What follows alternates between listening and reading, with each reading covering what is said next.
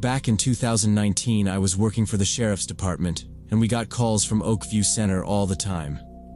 Oakview was a private locked facility for adult psychiatric patients with criminal histories, people waiting for court-ordered evaluations. The place always bothered me. Not for any big reason. Just the sterile hallways and dead silence. Around 3 that afternoon, the call came in about an assault. Patient down. Serious injuries. Medics staging outside. I met my partner Carol at the main entrance. She was already on her second cigarette, which was a bad sign because Carol only smoked when she was nervous. She blew smoke toward the sign and muttered, she hated this clinic more than all the county jails combined. Dispatch said it was a beating and that medics wouldn't go in without us, standard for places like this when violence kicked off. Even so, the fact they were sitting in their rig instead of pushing inside told me this one was worse than the usual shove in the day room. The administrator buzzed us through the doors and met us in the vestibule, badge already in his hand. He swiped us in, and we walked down the main hallway with 2 paramedics behind us. A couple of nurses in scrubs stood together whispering, watching us instead of doing anything, and the unit felt like it was waiting for bad news.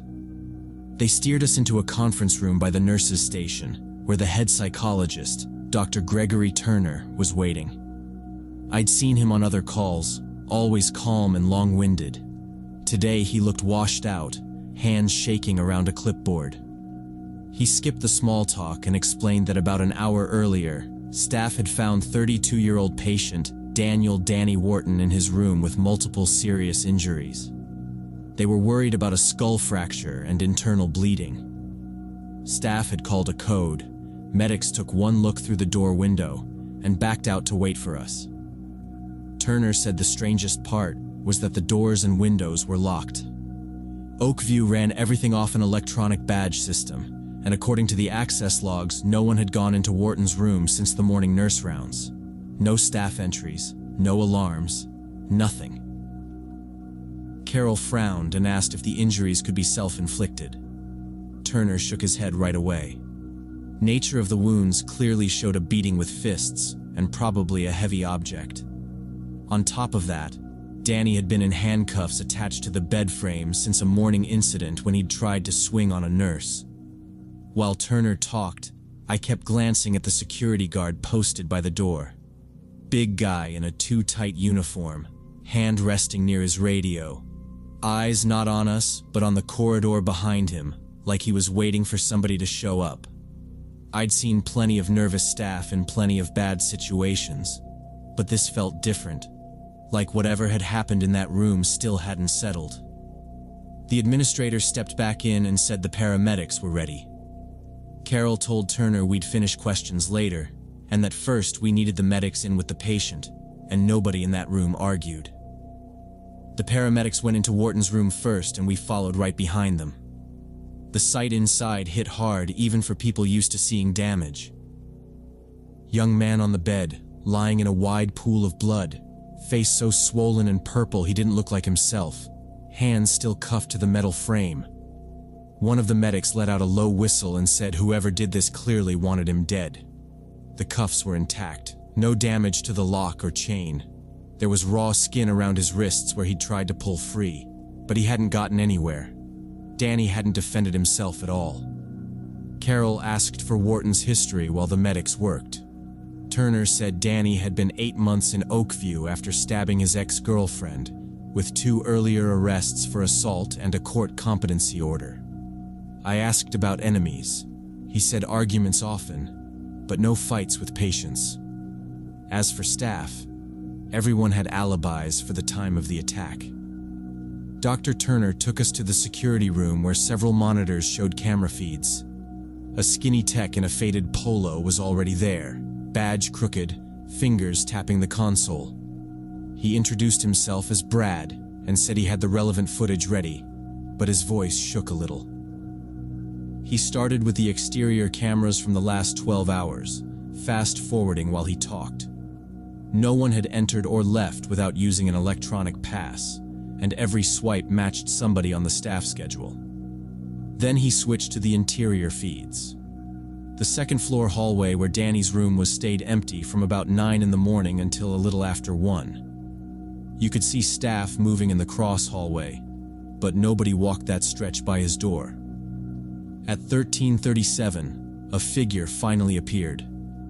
A woman in a white medical coat came into frame, head down, dark hair hanging over her face as she walked straight to Danny's room. She didn't hesitate or look around, just pulled an electronic pass from her pocket and swiped the reader by his door.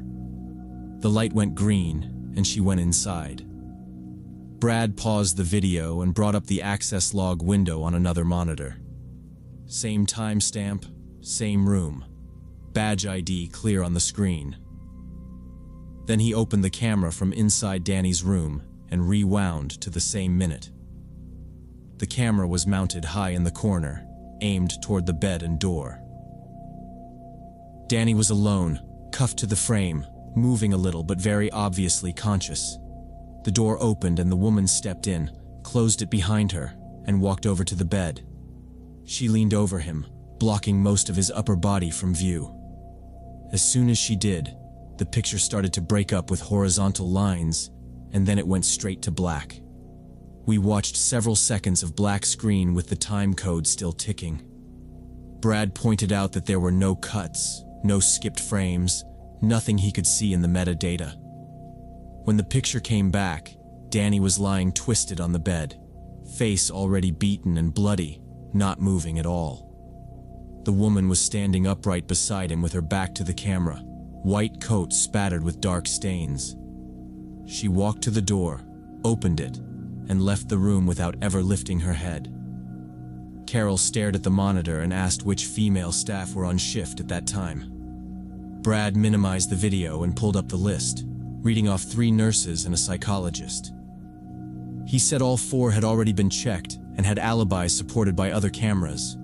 Each one showed up elsewhere in the building during that time frame. He sounded like he was trying to convince himself as much as us. I asked him whose badge was used at Danny's door. He zoomed in on the access log, pointed to the name, and swallowed. The pass used belonged to Nurse Sandra Blake. Turner said Sandra had quit 3 weeks earlier, and her badge should have been deactivated the day she left. In their system, that credential shouldn't have opened anything. I told Brad to show us the woman leaving. He scrubbed forward to 13:52, where the hallway camera caught her exiting Danny's room and walking toward the stairwell. We switched to the first-floor cameras and watched the timestamps line up. The lobby camera showed the staircase door clearly, along with the front doors and the seating area. Nobody in a lab coat came through that door during the entire window where she should have appeared. No dark-haired woman, no white coat at all. Carol swore under her breath and said this was exactly why she hated Oakview. I called the station from the security room phone and asked them to pull Sandra Blake's current information. We sat there replaying the glitch and that walk down the hall while we waited. When dispatch called back, they said Sandra had moved to another state a month earlier and was working at a hospital there. She'd been on shift that day, and they had timestamps to prove it. On top of that, Sandra was blonde in her HR photo and in her current file, and the woman on our video clearly had long dark hair. Whatever else this was, it wasn't Sandra sneaking back in. With that option gone, we did the only reasonable thing and locked the place down. We organized a full search of the building with staff and security walking with us. Every patient room, every office, closets, storage, medication rooms, basement corridors, even an old attic area got checked. Maintenance checked roof access and exterior doors while patrol units stayed on every exit. We examined windows, vents, any possible way someone could have moved around unseen, and found no forced locks, no broken hardware, nothing. The search took the rest of the afternoon and turned up absolutely no one who didn't belong there. No spare white coat hidden anywhere, no wig, no abandoned badge, no weapon.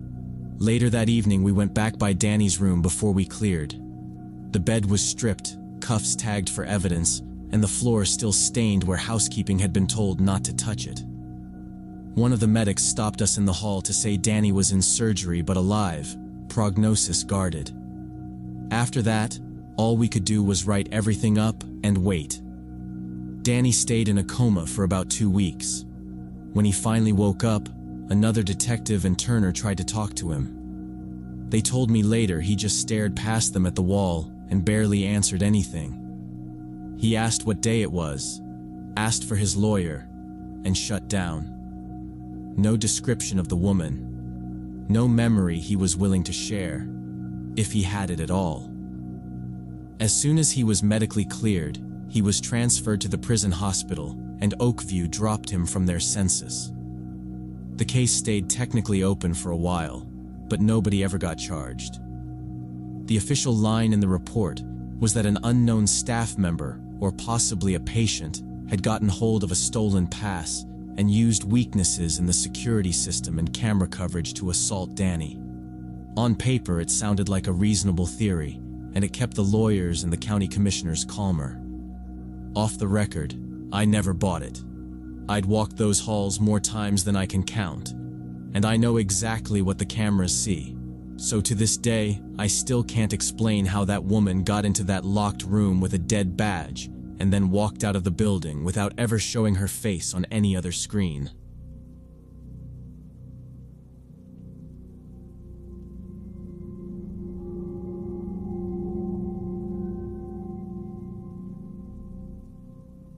Two years ago, I was working freelance from home, had a flexible schedule, and I'd often be online until 3 or 4 in the morning.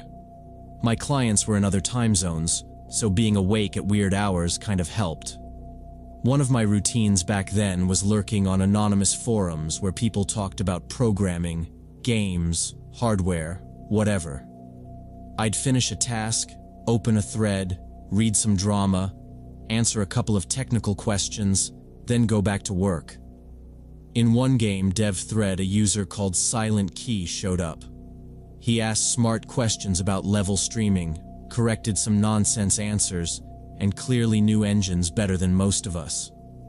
I replied to one of his posts, he replied back, and we ended up going back and forth for a while. The next night we picked up the discussion again. After a couple of days of that, he suggested moving to Discord because the forum message system was clunky. I didn't see a problem, so I dropped my handle and he added me. On Discord, he said he worked as a tester at a mid-sized studio, wanted to move into level design, and hung out on forums to learn and find like-minded people. Sounded normal. We chatted every day, mostly about games and tech stuff. He was quick to answer, always had links, examples, or some trick he'd tried. After about a week, he wrote that it would be easier to discuss one bug report over voice and asked if I was okay with a call. I usually avoid calls with strangers, but by then he felt like a regular coworker, so I said yes. His voice was low, calm, very clear, no background noise, no weird vibes. We ended up talking for almost 2 hours that first time. Engines, Steam, how broken some 8AA releases were. After that, we started calling regularly. Sometimes we'd both be working and just keep Discord open like background noise. Sometimes we'd play the same game and talk tactics. He was good at listening, which I'm not really used to. I'd throw out some half-formed idea and he'd say, "No, that's cool, keep it, just scope it down here and here." And it felt nice to have someone take my hobby projects seriously.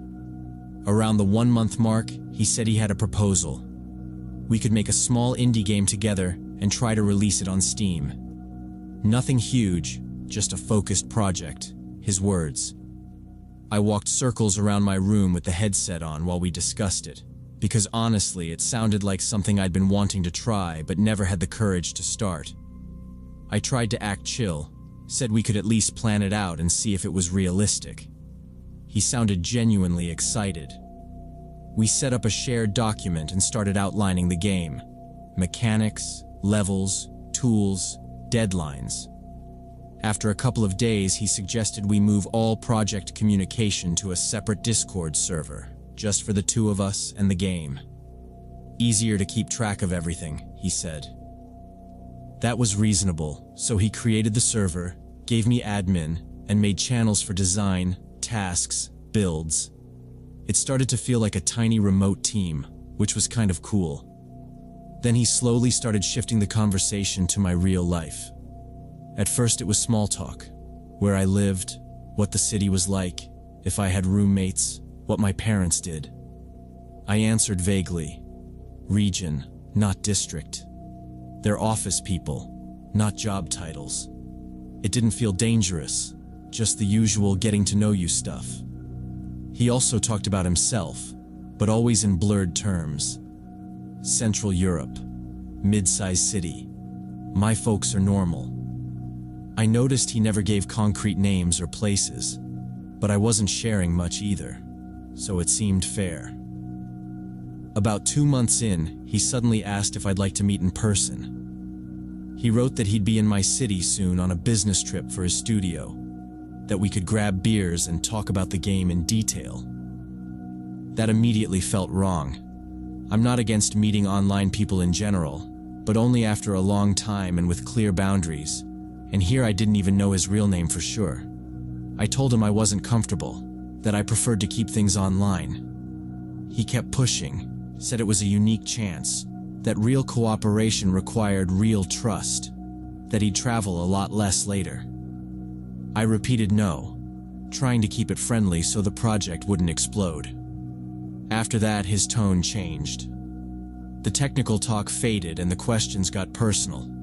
He asked for my phone number, in case Discord goes down, then said he needed my exact address for tax forms when we go on Steam. Then wanted links to my old projects and where I'd worked before. It wasn't one big creepy jump, more like a steady increase.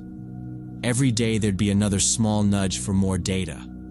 I started answering shorter, delaying replies, redirecting anything detailed with jokes. It was the first time in our talks that I felt like I needed to protect myself, not just my time. One evening he sent me a message with no text, just an image. It was a screenshot of my LinkedIn profile. Real name, headshot, work history. I had never given him that link, and the username there was nothing like my Discord nickname. Under the screenshot he wrote, "Found your profile, you look pretty good in the photo. Worked at that company, right?" My whole body went cold in that stupid cliché way people describe online. I didn't answer. I removed him from friends, blocked him, and deleted the shared server with all our project stuff. For a few hours I felt guilty, like maybe I'd overreacted. But then the next day I got an email on an old address I hadn't used in years. It was the one from my first game jams, long forgotten. He wrote this long apology, said he hadn't meant to scare me, that he'd only searched my info because there were many fakes and scammers, and he wanted to be sure I was real. He called me friend 3 times, talked about how much the project meant to him. I didn't reply. I just blocked that address and closed the tab. A day or 2 later, he popped up somewhere I really didn't expect. My Reddit DMs. Different username, different interests. Nothing linking that account to my real name or my freelance work. But somehow he'd still connected it. "Sorry it turned out this way," he wrote. "Just wanted to be closer. We're friends, right?" I stared at that message for a long time. Then I deleted that Reddit account completely and made a new one from scratch. After that, it was quiet for a week, and I convinced myself he'd finally backed off. But then, I got a notification about a new follower on my Twitter, which I kept semi-anonymously under a pseudonym. I barely used it, mostly to lurk on game dev posts, so any notification there stood out. The follower was a zero profile, no avatar, no bio, following only me. I thought it was a bot until I opened the timeline. The first tweet, posted minutes earlier, said, "I know it's you. Why are you hiding?" No tags, no context. Just that. I blocked the account, went into settings, made the profile private, and stripped my name and bio of anything personal. For the rest of the night, I kept checking if a new account would appear. Nothing did, but it didn't feel like it was over. The last message didn't come online. It came through a courier. One afternoon, the doorbell rang and a guy handed me a plain envelope with my name, no return address. Inside was a stack of printed pages. It took me a few seconds to realize they were my old forum posts from 6 years ago, from a support board where I'd written about a breakup and money problems. Same username, same text, just printed. On top was a small typed note. I wanted to be your friend, but you pushed me away. Now I'll just be around until you understand. I put the pages back in the envelope and just sat there, because at that point I couldn't pretend it was harmless anymore. The next day I went to the police. I brought the envelope, the note, screenshots from Discord and Reddit, and the emails. The officer listened, read the note, and told me that since there were no direct threats of harm, there wasn't much they could do besides file a report. He said to save every new message and call if it escalated. Walking home, I felt stupid, like I had made a big deal out of nothing, but my hands were still shaking. That night, I changed every password, deleted old accounts, closed anything with my real name where it wasn't required, and locked down the rest. Over the next few weeks, I stopped posting personal stuff anywhere. 6 months have passed since then. No new messages, no weird follows, no strange emails. On paper, that should be a good sign, but I still feel like he's out there somewhere. I don't use forums anymore, and I barely post on social media. Sometimes when I see the same unfamiliar car near my building a few days in a row, I catch myself wondering if he already knows where I live. I told a few close friends about this situation, and they all said I should have gone to the police sooner. I understand why, but now I don't know what I could have told them at the start besides that some guy from the internet found my public profiles and wouldn't back off. That alone isn't illegal. The note in the envelope was creepy, but still vague enough that the cops said it didn't count as a direct threat. I've thought about moving to another city and starting over with a new address and number, but it feels extreme and expensive for something that might not fix anything. My therapist called it cyberstalking and told me I did the right thing by cutting all contact and not engaging. Said people like that feed on attention and going dark was smart. I check over my shoulder, ignore friend requests, worry about privacy settings, and hope he's moved on or gotten help.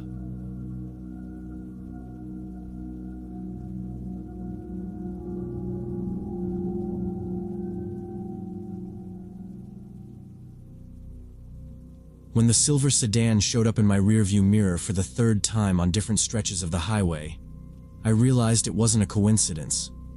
But all of that started 4 hours earlier, when I pulled out of Portland at 7 in the morning, pointed north towards Seattle. I'm an architect, mostly small offices and small retail, and this 2 o'clock meeting with the owner of a hotel chain was my shot at something bigger.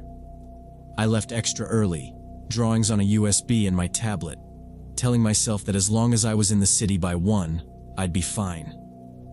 Around 10, the GPS started throwing up orange warnings about a crash and heavy traffic ahead. My arrival time slid from 12:45 to 1:35 in a couple minutes. I still had a buffer, but I hate inching along hungry and distracted. When a sign for Maple Diner popped up, I took the exit. The lot was almost empty. Inside, an older waitress wiped the counter, 2 truckers sat near the window, and a guy in a faded denim jacket had a table by the door. Chair turned a little toward the room like he was half watching everything. I took a stool, ordered an omelet and coffee, and set my tablet on the counter. The map showed the interstate ahead as a thick red line with a couple suggested detours branching off.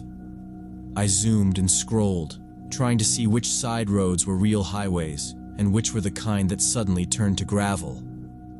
My keys were next to the tablet, my laptop bag looped around my foot.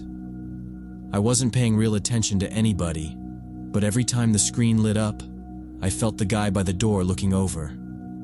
The omelet came. While I ate, the ETA bounced around as the traffic data updated. The app wanted me to leave the interstate, cut across smaller roads, then rejoin near Seattle. On paper, it might save time, but I didn't know the area, and this meeting mattered too much to gamble on some mystery route. I was leaning toward just staying on the main highway when I heard a chair scrape. The denim guy slid his chair a little closer along the floor, close enough that I could hear the legs drag. "Portland plates, right?" he said, nodding toward the window. "I'm from there too. How's the city these days?" He sounded casual, almost friendly. Nothing about him screamed, "problem." I gave him the usual answer. Traffic worse every year, construction everywhere, rents going up. He laughed in the right spots, then asked what took me north. When I said I was heading to Seattle for a work meeting, hotel project, his whole posture changed. He leaned on the counter, asked if it was a chain, if I did a lot of hotels, that kind of thing. While he talked, his eyes kept going tablet, keys, my face, then back to the tablet. At one point, he pointed straight at the map. "You don't want to stay on the interstate," he said. "It's a mess up there lately. You get off way earlier, cut across here and here." He traced a path with his finger. "Then come up from the east side. Locals use it. Saves you like 40 minutes easy." His fingertip tapped the glass right next to my keys. Without thinking, I slid them a little closer. On the map, the route he drew did follow a numbered highway, not just a thin gray line. For a second, I pictured that extra 40 minutes of breathing room, showing up early, maybe even grabbing a coffee near the hotel. Then I pictured sitting on the shoulder behind a wrecked pickup somewhere with no reception, explaining to this guy on the phone why I was late. "Appreciate it," I said, "but I think I'll stick to the main road. I've still got some leeway." He shrugged fast, like flipping a switch, and pushed his chair back toward his table by the door. Just like that, I didn't exist again. I finished my coffee faster than I normally would, paid, and stepped outside. The air felt different when the door shut behind me. That small drop in tension you only notice once it's gone. My car sat where I'd left it, pointed toward the exit. A few spaces away, pointed the other direction, was a silver sedan. I was pretty sure I hadn't seen when I pulled in. Maybe I just hadn't looked. The windshield was dark when I glanced at it. I put my bag in the back instead of on the passenger seat, set the tablet on top of it, locked the doors out of habit, and drove back up the ramp to the interstate. About 30 minutes later, back in my usual drive-time trance with the radio low and the meeting running through my head, I checked the rear view. A silver sedan sat 3 or 4 car lengths behind me in the left lane, holding steady. Nothing special. You ride with the same cars for miles sometimes. I passed a slow SUV, checked again, and the sedan was still there, same gap. It poked at my brain enough that I decided to test it. I signaled and eased into the right lane behind a semi. A few seconds later, the sedan's blinker flashed and it rolled over behind me, same distance. My grip tightened on the wheel. Maybe the driver just liked following someone. People do that.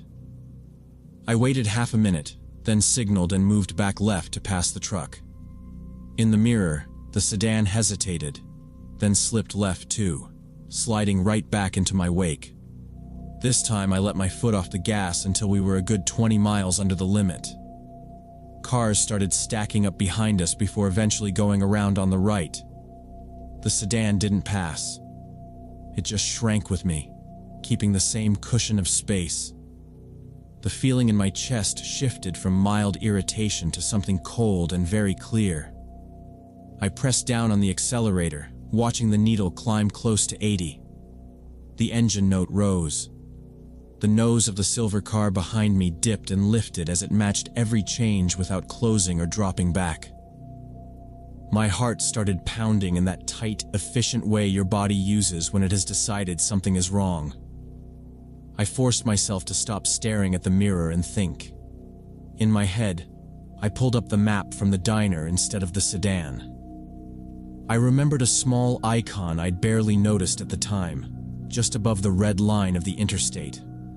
A large truck parking area, a block of concrete and fuel pumps in the middle of trees. If the distance scale was right, that stop was coming up in about 8 miles. I kept driving and tried not to show that I'd noticed anything. I forced myself to stare straight ahead. No extra mirror checks, just the normal quick glances. My hands were locked on the wheel so tight my fingers hurt. The GPS kept talking about traffic and lane changes, and it felt disconnected from what was actually going on. A green sign came up on the right. Truck stop. 4 miles. That was the first real piece of hope I'd had since I realized he was following me. If I could get off there without tipping him off, at least I'd be around other people, cameras, lights, all of that. About 3 miles from the exit, I started to ease the speed up, 5 miles an hour at a time, until the needle was sitting around 85. I kept it as smooth as I could. In the mirror, I saw the gap close. The sedan moved closer until there were only a couple of cars between us. I ignored it and watched the signs instead. 1 mile to the exit. I left the blinker off on purpose. If I got obvious, he'd just take the ramp with me, and then I'd be boxed in on some small access road with nowhere to go. The exit 1 mile sign went past. I counted in my head, trying to time it so it didn't look like I'd suddenly changed my mind. When the solid line for the off-ramp finally broke into the dashed line, I jerked the wheel right. Not insane, but way sharper than I'm comfortable with at that speed. The tires squealed. The car slid for a second before grabbing the pavement again. My bag slammed into the passenger door. I made myself look up into the rear view. The silver sedan shot past in the left lane, still flying straight, way too far forward to make the exit without doing something suicidal. It never even dipped toward the ramp. Seeing it keep going instead of following made everything go weak and shaky. I coasted down the ramp, forcing my breathing to slow down before I reached the bottom. The truck stop opened up in front of me, rows of parked semis and a low building with a little diner attached. I headed straight toward a cluster of truckers standing near their rigs. Guys in work boots, safety vests, big thermos cups in their hands. I pulled up close, put the car in park, and rolled down the window. I didn't sugarcoat anything. I told them there was a silver sedan that had been on me for about 60 miles, copying every lane change, matching my speed, that I'd just thrown my car onto the exit at the last second to get away. I said I didn't know what the driver wanted, but I didn't feel safe going back on the highway. They didn't laugh or tell me I was paranoid.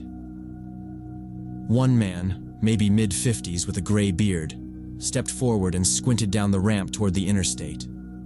Then he leaned in a little and asked for the plate if I had it, what the driver looked like, where I'd first seen him. I gave him the state and numbers as best I could remember, told him about Maple Diner, the denim jacket, how the guy had pushed this shortcut on back roads. "Stay here," he said.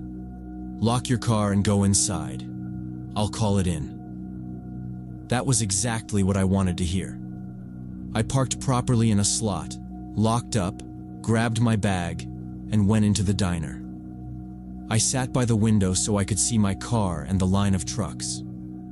Through the glass, I watched the gray bearded driver on his phone, pacing a little, one hand on his hip, looking toward the freeway. Roughly 15 minutes later, a highway patrol car pulled in. No lights, moving slow. The officer talked to the trucker first, then came inside and walked straight over to my table. He asked for my license, sat down across from me, and told me to start from the beginning.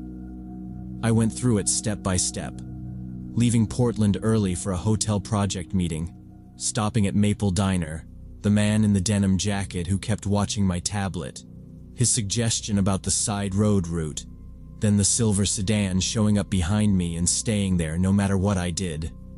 When I gave the plate number, the officer wrote it down, repeated it back, and had me check it. When I described the suggested route in more detail, he frowned. "We've had 3 robbery reports on that back road in the last couple months," he said. "Same general area. In one of them, they beat the driver and left him in the woods. Your story fits the pattern a little too well." My stomach dropped hearing that. The shortcut on my screen stopped being an option and turned into something I'd almost walked into. The officer said they'd run the plate and pass the info to detectives. Then he asked if I still needed to make it to Seattle that day. I told him yes, but I wasn't getting back on the interstate alone with that sedan somewhere out there. He nodded like that was the only reasonable answer. He said he was heading north anyway and offered to escort me most of the way.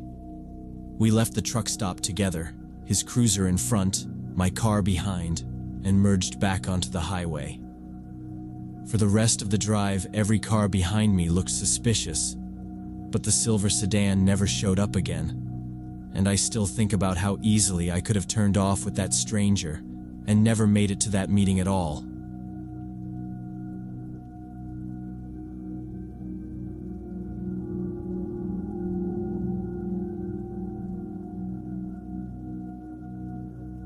Six years ago, I worked as a night security guard for a private security firm in Texas. My shift was 10 p.m. to 6 a.m., patrolling an industrial district full of warehouses, small factories, and office buildings on the city outskirts. It was routine work. I drove a marked Jeep, checked doors and fences, wrote reports, and listened to the radio to stay awake. Company policy was clear. We had uniforms and radios, but no weapons. We were just extra eyes, and anything serious went straight to the police. That July night was humid and slow, and around 1 in the morning, dispatch called me with a new task on the far edge of my route. They wanted a drive-by check on an empty office building scheduled for demolition, a place I knew for boarded windows and occasional trespassers. All I had to do was swing past, walk the perimeter with my flashlight, make sure it was quiet, and log it as checked. I drove out half on autopilot, sipping lukewarm coffee, expecting 5 minutes of nothing, and then the long, boring stretch back toward town. I reached the site around 2 a.m. The building sat alone in a dead parking lot with a few broken lights and no traffic anywhere. I killed the engine, cracked the window, listened for a moment, heard nothing but insects and my cooling motor, and then grabbed my flashlight. I walked slowly around the building, checking chain-wrapped doors and boarded windows, sweeping the beam over concrete and weeds, seeing no fresh damage or open points. Everything looked exactly like the last week, so I turned back toward the Jeep, already forming the usual all-clear line in my head. Then I noticed a soft orange glow off to the right, past the crumbling edge of the lot, flickering behind a thin line of trees. It was low, steady, and the Jeep was off, so it wasn't my lights. It looked exactly like a small campfire burning out there. My first thought was homeless folks, or maybe kids drinking, and either way, an open flame that close to an abandoned building was a problem. I decided to check it on foot instead of driving closer, since the engine and headlights usually scared people off before I could even talk. I turned my radio volume down, stepped off the cracked asphalt into the field, and walked toward the trees, watching the glow brighten with each step. When I got close enough, I stopped behind one of the last trunks and leaned out a little, just enough to see whoever was around the fire. It wasn't 2 guys in blankets. There were 5 or 6 adults in camping chairs, passing cans from a cooler, talking over a small controlled flame. They had a folding table with paper plates, a tiny speaker playing rock music very low, and they looked like co-workers on a weird midnight picnic. I didn't see any vehicles anywhere near them, no cars or trucks in the field, just my Jeep back by the dark office building. That detail bothered me, because it meant they had either hidden their vehicles or walked in carrying everything, which suggested they didn't want attention. Training said I should walk out, keep a safe distance, introduce myself as security, explain it was private property, and ask them to put out the fire and leave. Standing there in the dark, looking at 6 relaxed strangers and thinking about the fact that I had no weapon and no backup close, I hesitated. They looked harmless, but I'd already seen simple conversations turn ugly on this job, and I didn't feel like testing 6 people at once. So I told myself I'd just walk away, pretend I hadn't seen them, and write the site up as quiet and secure. I began backing up slowly along the same path I'd used coming in, keeping my eyes on the fire and trying not to make a sound. My heel came down on a dry branch hidden in the grass, and it snapped with a loud crack that cut through the quiet. Everyone by the fire went suddenly silent, turned slowly in my direction. One of them turned on a bright camping lantern and pointed it my way. The sudden white light hit me hard, and I realized there was no shadow left to hide in. I was standing there in full uniform, patches on my sleeves, helmet, big service flashlight in my hand. Our uniforms were dark blue, almost black, with reflective stripes that bounced the light back at them. For a couple seconds, nobody said anything. They just stared at me, and I stared back. Right then it hit me how bad this looked from their side. I hadn't called out, hadn't said I was security, hadn't done the normal friendly greeting. I had walked in on them without a word, and just stood there watching from the trees. In that lantern glare, I probably looked like some cop who had been spying on them, or maybe something worse. One of the guys closest to the light half stood up, hand on the arm of his chair, and yelled, voice shaky, "Who's there? Hey man, what are you doing?" Somebody else said something like, "Dude, say something," but I couldn't tell if he meant me or his friend. In my head, I knew exactly what I was supposed to say. Something like, "Security, just checking the property. You can't have a fire here. I'm going to need you to head out soon." Simple script I had used plenty of times before, but my mouth didn't cooperate. I felt this tight, stupid panic, not even about danger, more about how awkward and wrong the whole thing already was. Instead of talking, I broke eye contact, turned around, and started walking back toward the Jeep as fast as I could without actually running. The grass brushed against my boots, and I focused on not stepping on another branch. Behind me, the campsite exploded in noise. I heard chairs scraping, a cooler lid slam, and overlapping voices all at once. Someone said, "What was that?" Another voice, sharper, "You see his uniform?" A third, higher one said, "He just stood there, man. He was just standing there." I still didn't look back. I kept my eyes on the dark outline of the office building and the faint blocky shape of my Jeep at the edge of the lot. When I reached the asphalt, I finally let myself move faster. I cut straight across the empty parking lot, climbed into the driver's seat, and pulled the door shut harder than I meant to. My hands were shaking a little when I shoved the key into the ignition. The engine turned over loud in the quiet space, and for a second I just sat there, listening to it. I was suddenly sure they could hear exactly where I was. I shifted into drive and started rolling away, keeping my headlights off so I wouldn't light up the field or their camp again. All night, driving between sites, I kept thinking about those people by the fire and how it must have felt when I walked away without a word. The more I replayed it, the more I really realized how strange and threatening my behavior had been. I was supposed to be the calm one, introduce myself, explain it was private property, maybe warn them about the fire and move on. Instead, I turned them into a story, some silent guy in uniform watching from the dark and disappearing. The next day, after I finally slept, I checked the map and saw that spot sat on the line between the industrial zone and public land out there. I didn't write any of it in my report, didn't tell my supervisor, didn't mention the fire or the people or the way I'd basically abandoned the contact. On paper that night was just another all clear, but in my head, it never really ended. I still picture them packing up in a hurry, stamping out the fire, throwing their stuff together, looking over their shoulders and wondering if I was coming back with cops or if I hadn't been official at all. If I was in their place, I know I'd be replaying that moment for years.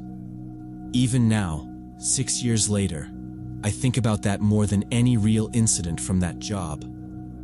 I don't remember every alarm or trespasser, but I remember that lantern, that field, and those voices asking who I was. And I regret not just walking up, saying hello, explaining the rules, maybe even joking about how creepy I'd made it, instead of leaving them with a story that probably still bothers them the way it still bothers me.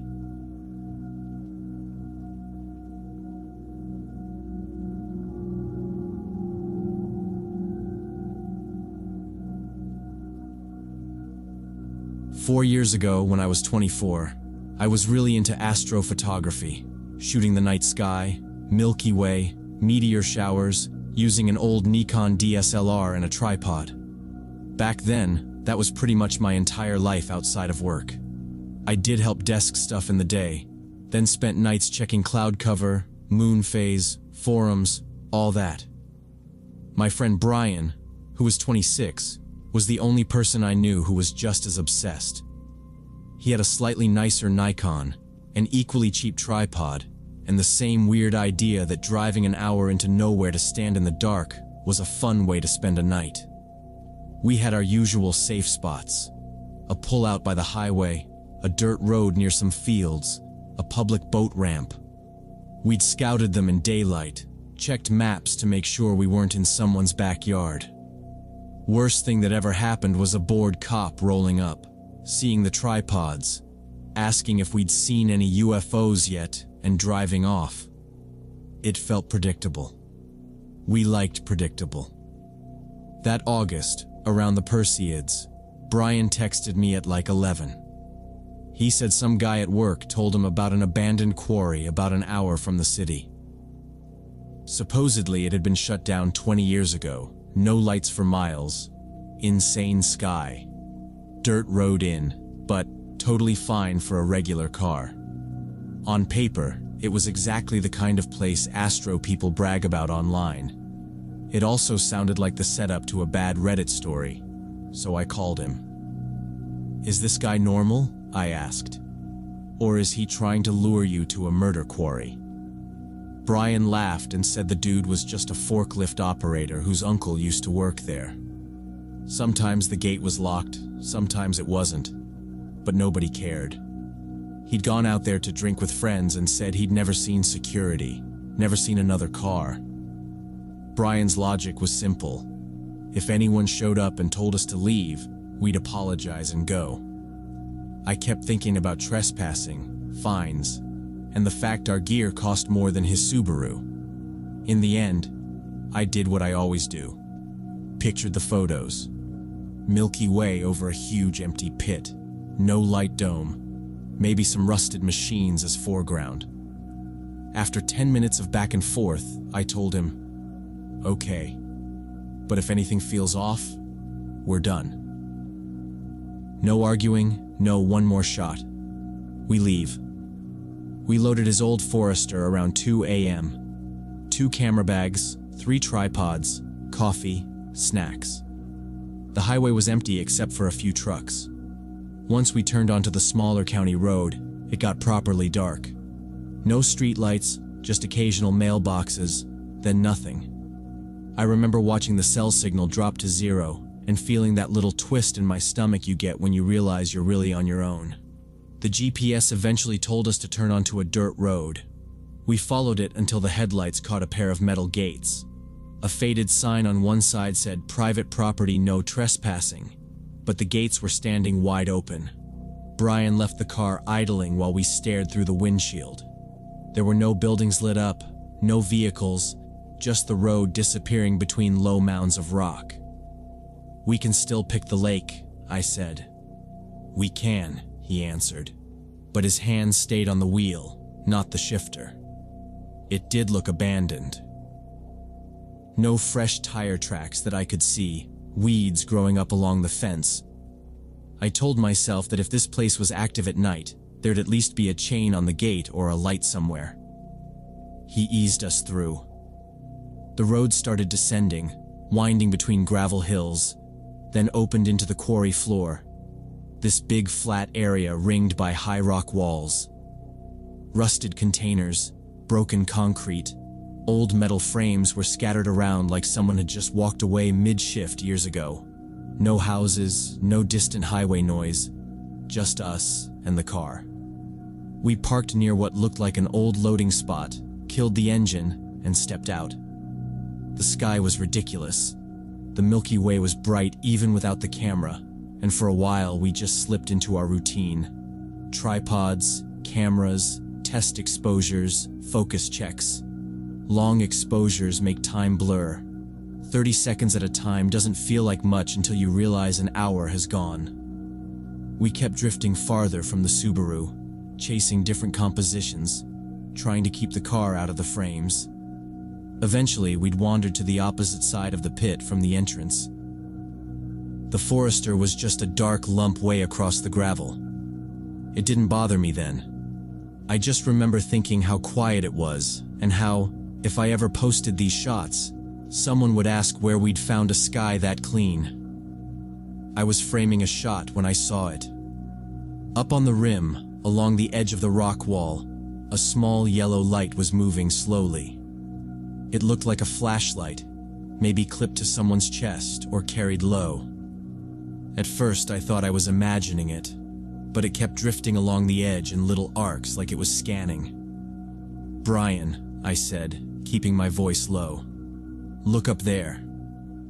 He followed my line of sight and stiffened. "Maybe a guard," he whispered. It didn't sound like he believed it. Some random night guard walking an abandoned quarry at 3 in the morning didn't fit. We both went still, just watching. The light kept moving, then stopped almost directly above us, like whoever held it had finally noticed movement on the floor. Nothing happened for several seconds. No shout, no second light, no footsteps. Just that dim yellow glow sitting there. My brain started doing the thing where it tries to rationalize everything at once. Farmer, hunter, kids partying, anything normal. I actually started to relax a little, convinced we were freaking out over nothing. Then the glow snapped into a blinding white column, a full-on spotlight aimed straight at us. I threw my arm up on instinct. At the same time, the silence exploded with the roar of engines from behind us, up near the road we'd driven down. One engine, then another, maybe a third, all revving hard. Headlights appeared and bounced down the descent, beams sweeping across the walls and old containers until they slammed over us. The quarry floor lit up like a parking lot. Our shadows stretched out sharp on the gravel. Over the engines we heard shouting, several male voices, words blurred by distance but angry enough that we didn't need to understand them. We didn't try to talk or figure anything out. Brian ripped his camera off the tripod. I grabbed mine by the strap, and we left the tripod standing there. Without saying a word, we turned and ran full speed in the opposite direction, into darkness where the headlight beams hadn't reached yet. The quarry floor was uneven, littered with rocks and metal junk, and I realized it too late. My foot hit something, and I went down hard, palms and knees scraping over gravel and rust. I grunted more from surprise than pain, and scrambled back up because the engines behind us were getting louder, and the lights were already swinging wider. Brian grabbed the back of my hoodie to steady me, and jerked his chin toward the rocky wall curving off to our right. We angled that way, half running, half stumbling, until the wall rose up right in front of us. Up close, it wasn't flat at all. There were cracks, ledges, and weird little pockets where chunks had broken out. Brian hissed, "Here," and pointed at a narrow vertical crack, like a natural niche. It was just wide enough if we turned sideways. We squeezed in together, shoulders and chests pressed tight, backs against the cold rock, and tried to sink into the shadow. From outside, it probably looked like nothing.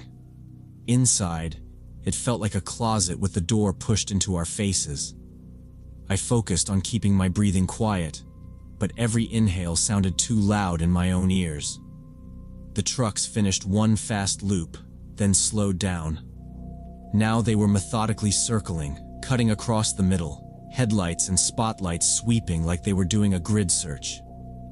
There were 3 pickups, 2 white and 1 dark, and I could see silhouettes standing in the beds swinging flashlights over the ground. Every time a beam passed near us, my jaw clenched. Voices bounced around the walls, men yelling to each other, but the echo twisted everything so it all blurred together. I couldn't understand a single word, just tone, and that tone was pissed. One of the pickups peeled out of the circle and rolled straight toward our side. The engine got louder, the headlights washed over broken rock in front of our crack, and a guy in the bed started dragging his flashlight along the wall. The beam moved slow, like he had all the time in the world. It slid across old drill marks, rust streaks, then swept maybe a meter from my face. I tilted the camera down into my chest, squeezed my eyes shut, and held my breath, absolutely sure the lens was going to flash back at him. The light hovered for a second that felt like an hour, then kept going. The truck idled right there for a bit. Then the driver revved and turned away, heading back toward the center. A minute felt like an hour, but the pickup drove past without noticing us in the shadow of the crack. I wanted to pull out my phone and call the police so badly my fingers twitched, but I was terrified the screen light would give us away. Down there it was pitch dark except for their lights. Any little glowing rectangle would look like a flare. So I left it in my pocket and just sat there, counting my own heartbeats while the trucks kept crawling around the quarry. I lost track of time. It was probably 30 minutes, maybe more. The pickups kept patrolling the quarry floor, sometimes stopping in a cluster like they were arguing about what to do next. Then one of them headed toward the entrance where we'd parked. We heard tires on broken glass, then the crack of something shattering loud and clear even with the engines. More breaking glass followed, metal creaking, doors slamming. They were all over Brian's Subaru. "They're in the car," he whispered, breath hot against my ear. "They're tearing it apart." I pictured them going through our bags, seeing the cameras and tripods, realizing we weren't some kids sneaking in to drink. We were 2 strangers who now knew there were at least 3 trucks and a handful of men doing something out here they didn't want seen. Sitting still started to feel less safe than moving. If they decided to widen their search on foot, that crack wasn't going to save us. Brian leaned closer after a long stretch where the engine sounded farther away. "We need to get on top," he whispered. "We can't wait them out. Look right." I turned my head and peered out past the edge of the niche. A little farther down, the sheer wall turned into a steep slope, more angled than vertical. Loose rock, dirt, some scrub bushes. It looked awful, but climbable. We waited until all 3 sets of headlights were on the opposite side of the quarry. When their beams crossed in the middle, we slid out of the crack and hugged the wall, moving sideways as fast as we dared. Every scuff of my shoe sounded huge. The engines and shouting covered most of it, but I still kept waiting for someone to yell. When we reached the slope, I realized it was even looser than it had looked from the crack. We started climbing anyway, hands and feet, grabbing at rocks and little bushes. Gravel poured down under us. Twice my foot slipped and I slid a couple feet back, skinning my knee and jamming my fingers into anything solid to stop. Brian was a little ahead, muttering, come on," under his breath. The whole time I was sure a spotlight was about to snap up and pin us on the slope. But nothing hit. All the lights stayed down on the floor. After what felt way longer than it probably was, my hand closed on solid dirt that didn't crumble. I pushed up, and suddenly there was nothing above me. I rolled onto flat ground and lay there for a second, chest heaving. Brian crawled up next to me. Behind us, the quarry dropped away, just darkness with the occasional moving glow far below. In front of us was flat open field, sparse trees scattered around, and out in the distance, the faint, steady line of the highway lights. We didn't talk. We just got up and started walking toward the highway, cutting a wide curve away from the quarry rim.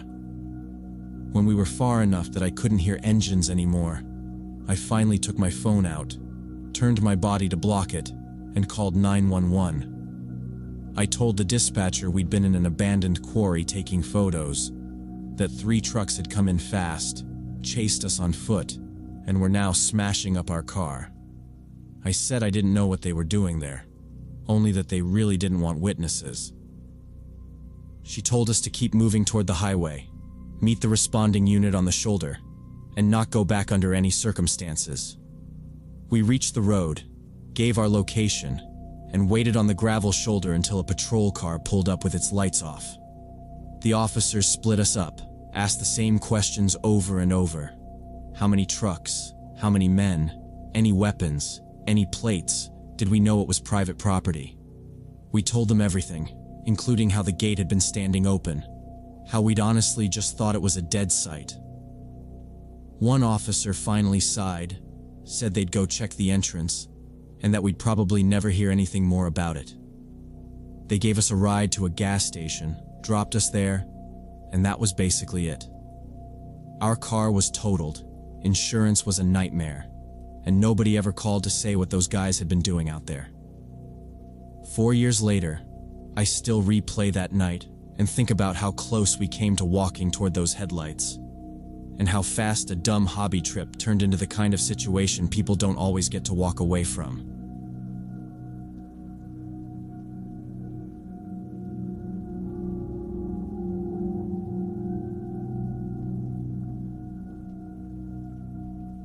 During the summer of 2019, me and my buddy Mark planned a 5-day hiking trip through a state park known for canyons and waterfalls. I was 26 then, he was 28, and both of us were just burned out. Mark works as an engineer for a construction company, always thinking about load limits and safety margins. I run a tiny computer repair business out of a rented room, mostly fixing broken hinges and explaining to people that the internet didn't disappear. Their Wi-Fi did. 5 days with no clients and no traffic sounded perfect. We hit the outdoor store, spent more money than we meant to, and laid everything out on my living room floor the night before we left. 2 tents, food for 5 days, a small stove, water filter, basic tools, first aid kit. Mark showed up with a GPS tracker and 2 flare guns his dad had pushed on him. His dad used to work search and rescue and apparently drilled into him that you never go out naked. Mark joked, "If we die out here, at least we'll be easy to find," and tossed the GPS on top of my pack. I rolled my eyes, but I didn't argue. It was a popular state park. I honestly thought the worst we'd see would be blisters and maybe some annoying campers. The first 2 days were pretty much perfect. We followed the main loop, maybe 12 miles total. Nothing crazy. We passed families with kids, a solo older guy, a couple of trail runners. The first night we camped by a small lake, cooked instant noodles, and tried to fish with a cheap collapsible rod Mark brought. We split one sad little fish and agreed this was still better than eating at our desks. Day 2 was more of the same. Easy trail, decent weather, small talk about work and life. By the second night, I'd stopped even thinking about the GPS and the flares. Everything felt controlled and safe. On the morning of the 3rd day, we were sitting on a fallen log, eating oatmeal and looking at the map. The main loop did this big, lazy curve around a canyon. There was a thinner line cutting straight through it toward a spot labeled Eagle Falls. The guidebook mentioned steep, less maintained, but didn't say anything about it being closed. Mark wanted better views and something a little tougher than the main loop. I wasn't against it. We weren't tired yet, and it didn't sound like some crazy off-trail stunt, so I said sure. About an hour after we left the main trail, the path we were on narrowed and started hugging the canyon wall. Rock went up on our right, and the ground dropped away on our left. It wasn't a sheer cliff, but if you slipped, you weren't stopping right away. We were walking single file, watching our footing, when we heard voices somewhere above us. We stopped and looked up. On a ledge maybe 30 or 40 feet higher, 3 guys were standing together. They were talking and clearly looking down in our direction. One of them cupped his hands and yelled, asking where we were headed. His voice bounced around the canyon. Mark yelled back that we were going through the canyon to Eagle Falls. The guy laughed, this short, flat laugh, and yelled that the trail ahead had collapsed in the last storm. He said a whole section had slid out, and people had already needed rescue trying to push through. According to him, the park was slow putting up warnings, and the trail was totally gone now. He told us we should either go back or climb up toward them, because they knew another way around. I didn't like that. We'd checked the park website before the trip, and there was nothing about any closure. But down where we were, we couldn't see far enough ahead to prove him wrong. The trail curved out of sight. Turning back would cost us hours, and probably mess up our campsites for the rest of the trip. Going forward, if he was telling the truth, meant walking into a dead end above a drop. We stood there talking quietly for a bit while he kept calling down, sounding more impatient each time. Eventually, Mark shouted that we'd come up. The slope up to their ledge was steep and loose, but not impossible. We stowed our trekking poles and used our hands where we had to, taking it slow. It took maybe 10 minutes of careful climbing before we reached the ledge. The 3 guys stepped back to let us up. Up close, they looked like regular hikers at first glance. 2 of them had decent packs and worn boots.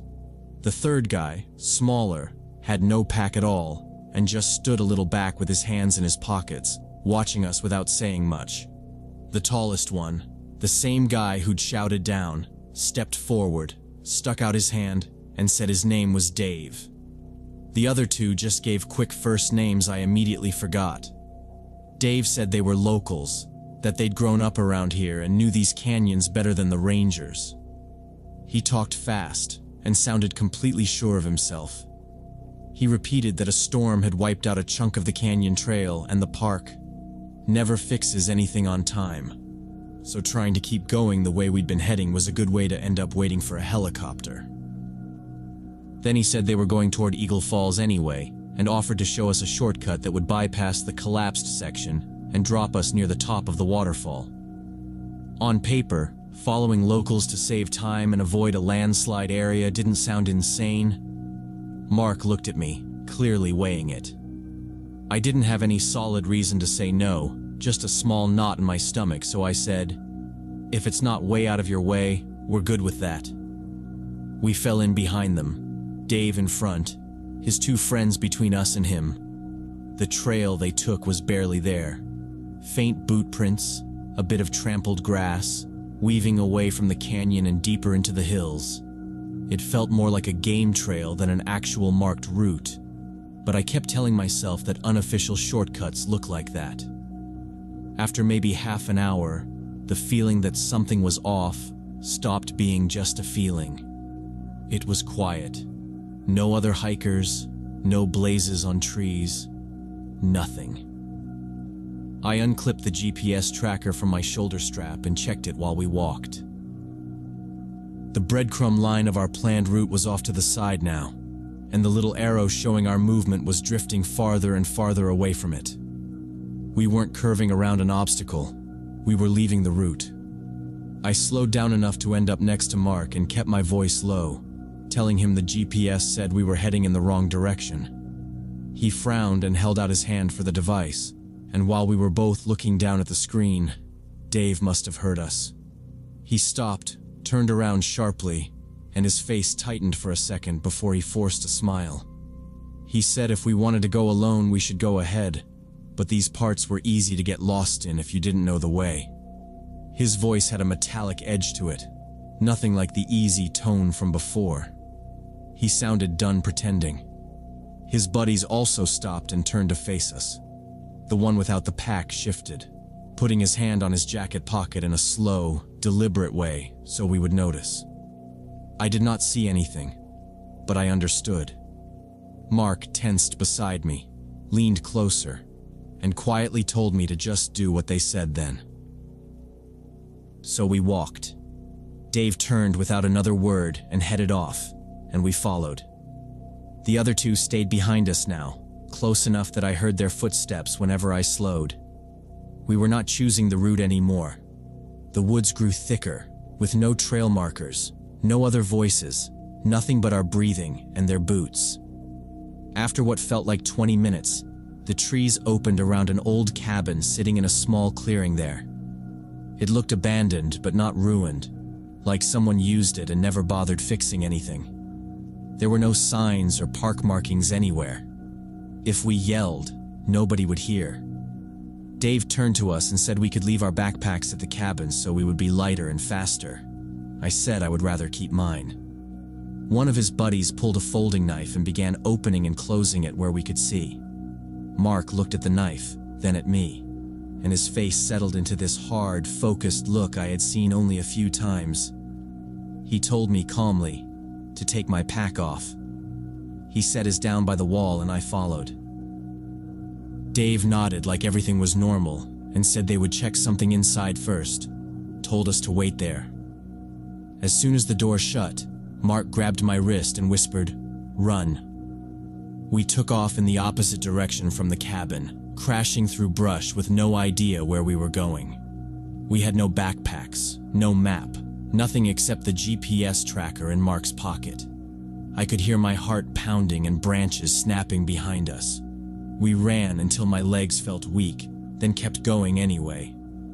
After a while, angry shouts started up behind us, voices carrying through the trees. They were following, getting closer. We started weaving between trees instead of running straight, hoping the trunks would hide us. The ground was uneven and covered in roots. I caught my foot on one, went down hard, and smashed my knee and hands into the dirt. For a second, I could not breathe. Mark dragged me back up without slowing, telling me to move. Eventually, we heard water ahead and stumbled onto a stream. He said to follow it downstream. We walked and half ran along the stream, sometimes in the water, sometimes on the bank, making it go faster. Every splash behind us made me think they were still right there. After what felt like forever, the trees thinned, and we saw daylight ahead. We came out onto a dirt road with a park ranger's Jeep parked there. We ran toward it, yelling and waving until the ranger saw us and asked what happened. We told him everything, and his expression changed immediately. He called for backup and drove toward the spot we described. Later, they said the cabin was empty, the men gone, our backpacks ripped open with valuables missing. Police took our statements and said it was probably a gang robbing tourists, and that we were lucky we ran. They never found those men, and I still wonder what would have happened if we had not run.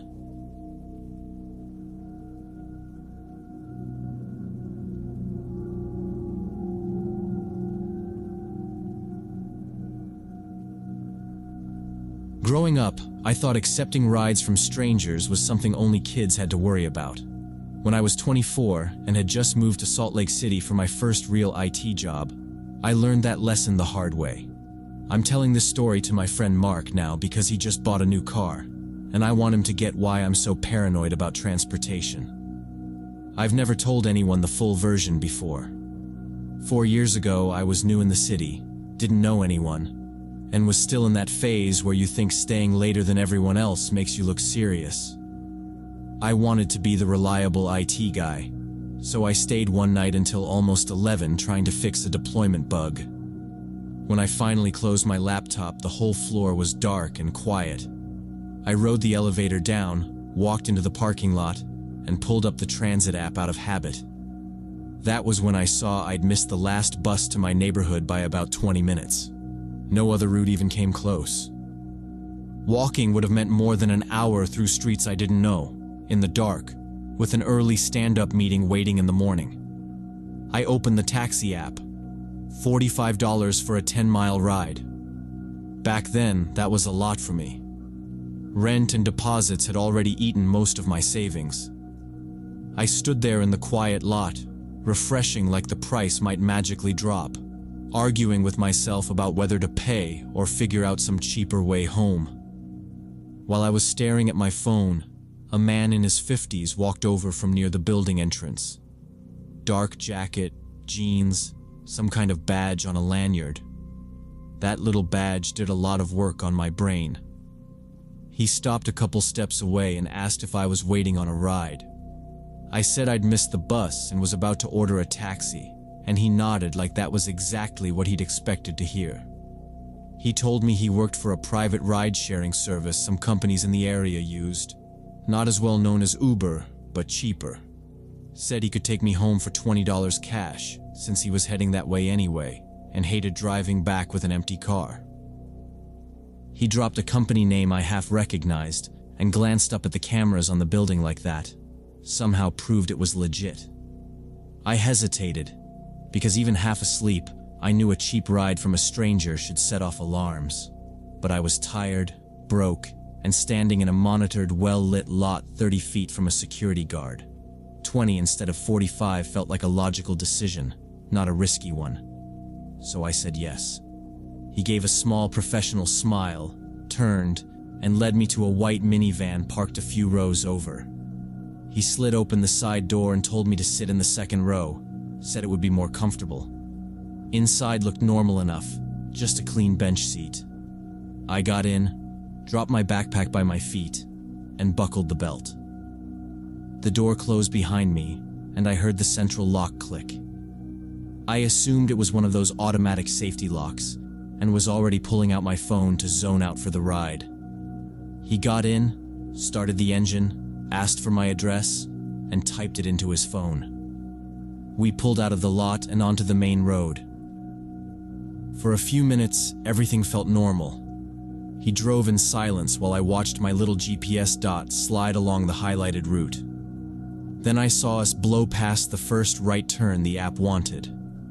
The route recalculated, and then we ignored the next one too. After third missed turn, I leaned forward and told him GPS said we should have gone right back there. He didn't answer, so I said it louder and tapped plastic beside him, but he drove into industrial streets. Telling Mark I still remember reaching for door and feeling smooth, decorative panel where handle should be. Tried the window button, nothing happened. The wiring was obviously disconnected. My heart started pounding and it hit me how bad this was.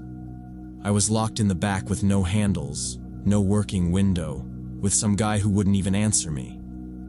I started hitting the glass with my palm, then my fist, shouting at him to stop and let me out. The van just kept moving through the warehouse streets. No people on the sidewalks, no cars around us, just fences and loading docks sliding by while he ignored everything I was doing. I kept yelling until my throat hurt. He stared straight ahead, both hands on the wheel, like he was alone in the car. Once his eyes flicked up to the rearview mirror, just long enough for me to know he'd heard me, then went back to the road. That scared me more than if he'd turned around and threatened me. He'd already decided what was happening. Whatever I said didn't matter to him. I pulled out my phone. Full signal, enough battery. My thumb hovered over 911, but I froze. In my head, I saw him noticing the screen light up, slamming the brakes, climbing into the back before I could even say where we were. I didn't know what he had under the seat, or if the doors could be opened from outside while we were stopped. If he was willing to lock me in like this, I had no idea what he'd do if he thought I was calling the cops. I slid the phone back into my pocket and forced myself to look around instead of just panic. I started watching the turns. Left, long straight, right, another right. I tried to match it to anything from scrolling apartment maps, but every block looked the same. Big dark buildings, chain link fences, empty loading bays. The streetlights thinned out. Between them, the glass turned into a dark mirror with my own face staring back. I pushed along the rubber around the window, looking for a weak spot or something I could pry. Nothing moved. We passed one corner with a small guard booth lit up, and I almost slammed my whole body against the glass to get whoever was in there to look over. By the time I made up my mind, we were already past. That's when it clicked that waiting and hoping he'd stop somewhere I could run from was stupid. Wherever he chose to stop, it would be for his reason, not mine. If I was going to have any control at all, I had to get out while we were still on normal streets. After that, I watched the stoplights more than the road. Every time we slowed, I shifted my weight and felt how much the van moved. Jumping while we were rolling felt like a good way to crack my skull on the pavement and wake up back inside with fewer options. So I made a rule in my head. First full red light where we actually stop, I go through the glass, no matter what. When we finally rolled up to a red and came to a complete stop, I didn't count down or think it through again. I shoved my back against the opposite wall, planted both feet on the window, and kicked as hard as I could. The glass shook but held. Pain shot up my legs. His eyes hit the mirror, but he still didn't speak. I reset and kicked again. A crack ran across the window. Third kick, the glass blew outward in one loud break and dropped into the street. I grabbed the top edge and pulled myself through.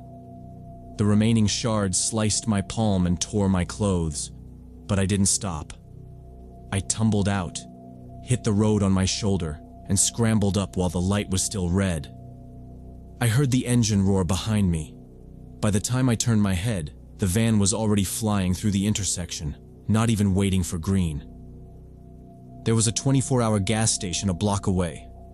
I ran for it, pressing my bleeding hand against my shirt. Inside, the clerk froze when he saw me and asked if I needed an ambulance. I told him I needed the police.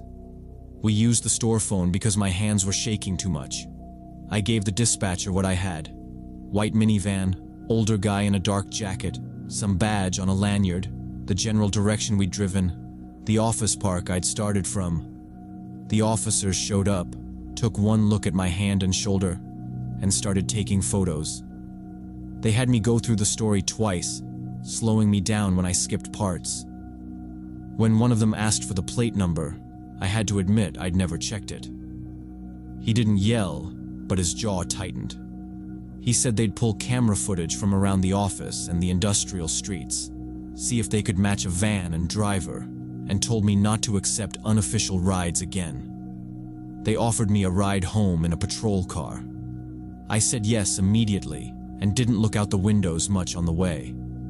Now I'm at Mark's kitchen table with a beer going warm in my hand, and I tell him to only use licensed rides, to always check the plate and the driver's face against the app, to get out the second something feels wrong, even if it makes him look rude or paranoid. I tell him saving $20 isn't worth being locked in a moving box with someone who won't even admit you're there. He looks at me, and I can see he understands I'm not telling him everything about what happened in that van before I broke the window.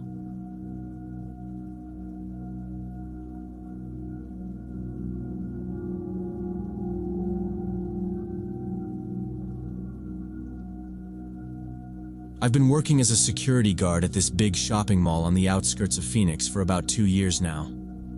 My shift starts at 1 in the morning and ends at 8, so I walk the empty floors, check doors, watch cameras. Usually nothing happens. I like the quiet. That night I came in as usual, grabbed my keys and radio, did the first floor check. By 2 a.m., I was on the 3rd floor in the electronics wing when I heard footsteps behind me and turned around. The hallway was empty. The emergency lights were on, so I could see a good stretch in both directions. No movement, just the hum of the ventilation. I listened for another step or a door click. Nothing. I told myself it was the building settling and kept walking, but I was looking over my shoulder more than usual. At the stairwell, I opened the door a crack and listened for cleaning staff. No carts, no vacuums. I thought about radioing the operator. then pictured him asking what I'd actually seen, and let it go. About 10 minutes later, I was riding the escalator down to the second floor, when something moved at the railing above me. Just a shape stepping back out of sight, fast enough that I couldn't say what they looked like. I stopped halfway, turned around, and went back up. I walked the loop again with my flashlight out, checked every little seating area and pillar. Nobody. I finally called Central, asked if they saw anyone near the third floor rail. The operator said it was just me on his screens. I asked if any doors had tripped, or if he'd seen motion on the other floors. Nothing. He joked that I needed more coffee. I laughed it off and kept working, but I put my keys in my pocket and kept the flashlight in my hand. On the first floor, I did the usual pass by the entrances, all secure, alarms armed. My stomach was growling, so I cut through the service corridor into the staff break room to eat and just check my phone. I was in there maybe 15 minutes, answering a text from my sister, trying to convince myself I was just jumpy. When I opened the break room door, he was already there. A man stood across the hallway, 5 meters away under a dark jewelry store sign. Middle-aged, worn jacket, dirty jeans, hands at his sides. He stared straight at me, unblinking, face empty. I know every overnight employee in that building. He wasn't one of us. I stopped and called out, asking who he was and how he got in. He didn't answer. He just stared a second longer, then turned his back and walked toward the emergency exit at the end of the corridor. Not hurrying, not sneaking, just heading straight for it like he owned the place. I followed at a safe distance, one hand on my radio, telling him the mall was closed and he needed to stop so I could escort him out. He never looked back or changed pace, just kept walking toward the red exit sign. I lifted my radio and called Central, watching him while I talked. I reported an unauthorized male on the first floor heading to the south emergency door, gave a quick description, told them to check cameras and exits. My heart was pounding. The operator came back and said he didn't see anyone at that door or in that hallway, just me. I repeated myself, tighter, said he was right in front of me. The answer didn't change. I reached the emergency exit expecting the alarm, but the door was closed, latch engaged, alarm light steady. There was nowhere he could have gone except past me, and that hadn't happened. After that, I walked the mall jumpy, avoiding stock rooms and staying in open areas. By 6, the last task was taking the trash to the dumpsters. I checked the window by the service door, saw an empty loading dock, and pushed the bins outside. It was still dark. I was rolling out the second bin when I heard footsteps behind me. I turned around quickly. The same man was standing at the corner of the building, 5 meters away. He took a step toward me, then another. I yelled for him to stop, but he kept walking, silently, with that same empty expression. My brain was trying to decide if I should reach for my radio or the keys first. I dropped the bin handle and backed up toward the door, still facing him. When I realized he wasn't slowing down at all, I stopped talking and just ran. He sped up as soon as I moved. I heard his shoes on the concrete behind me, faster than before. I grabbed the handle of the service door, yanked it open, and almost fell inside. I slammed it shut with my shoulder and threw the bolt. Only then did I realize I was breathing hard, like I'd just sprinted a lot farther than that short distance. Through the narrow glass panel in the door, I saw him reach it a few seconds later. He tried the handle calmly, like he had all the time in the world. Then he leaned in closer to the glass and just stared at me. Same blank face, but now I could see his eyes more clearly. No anger, no surprise, nothing.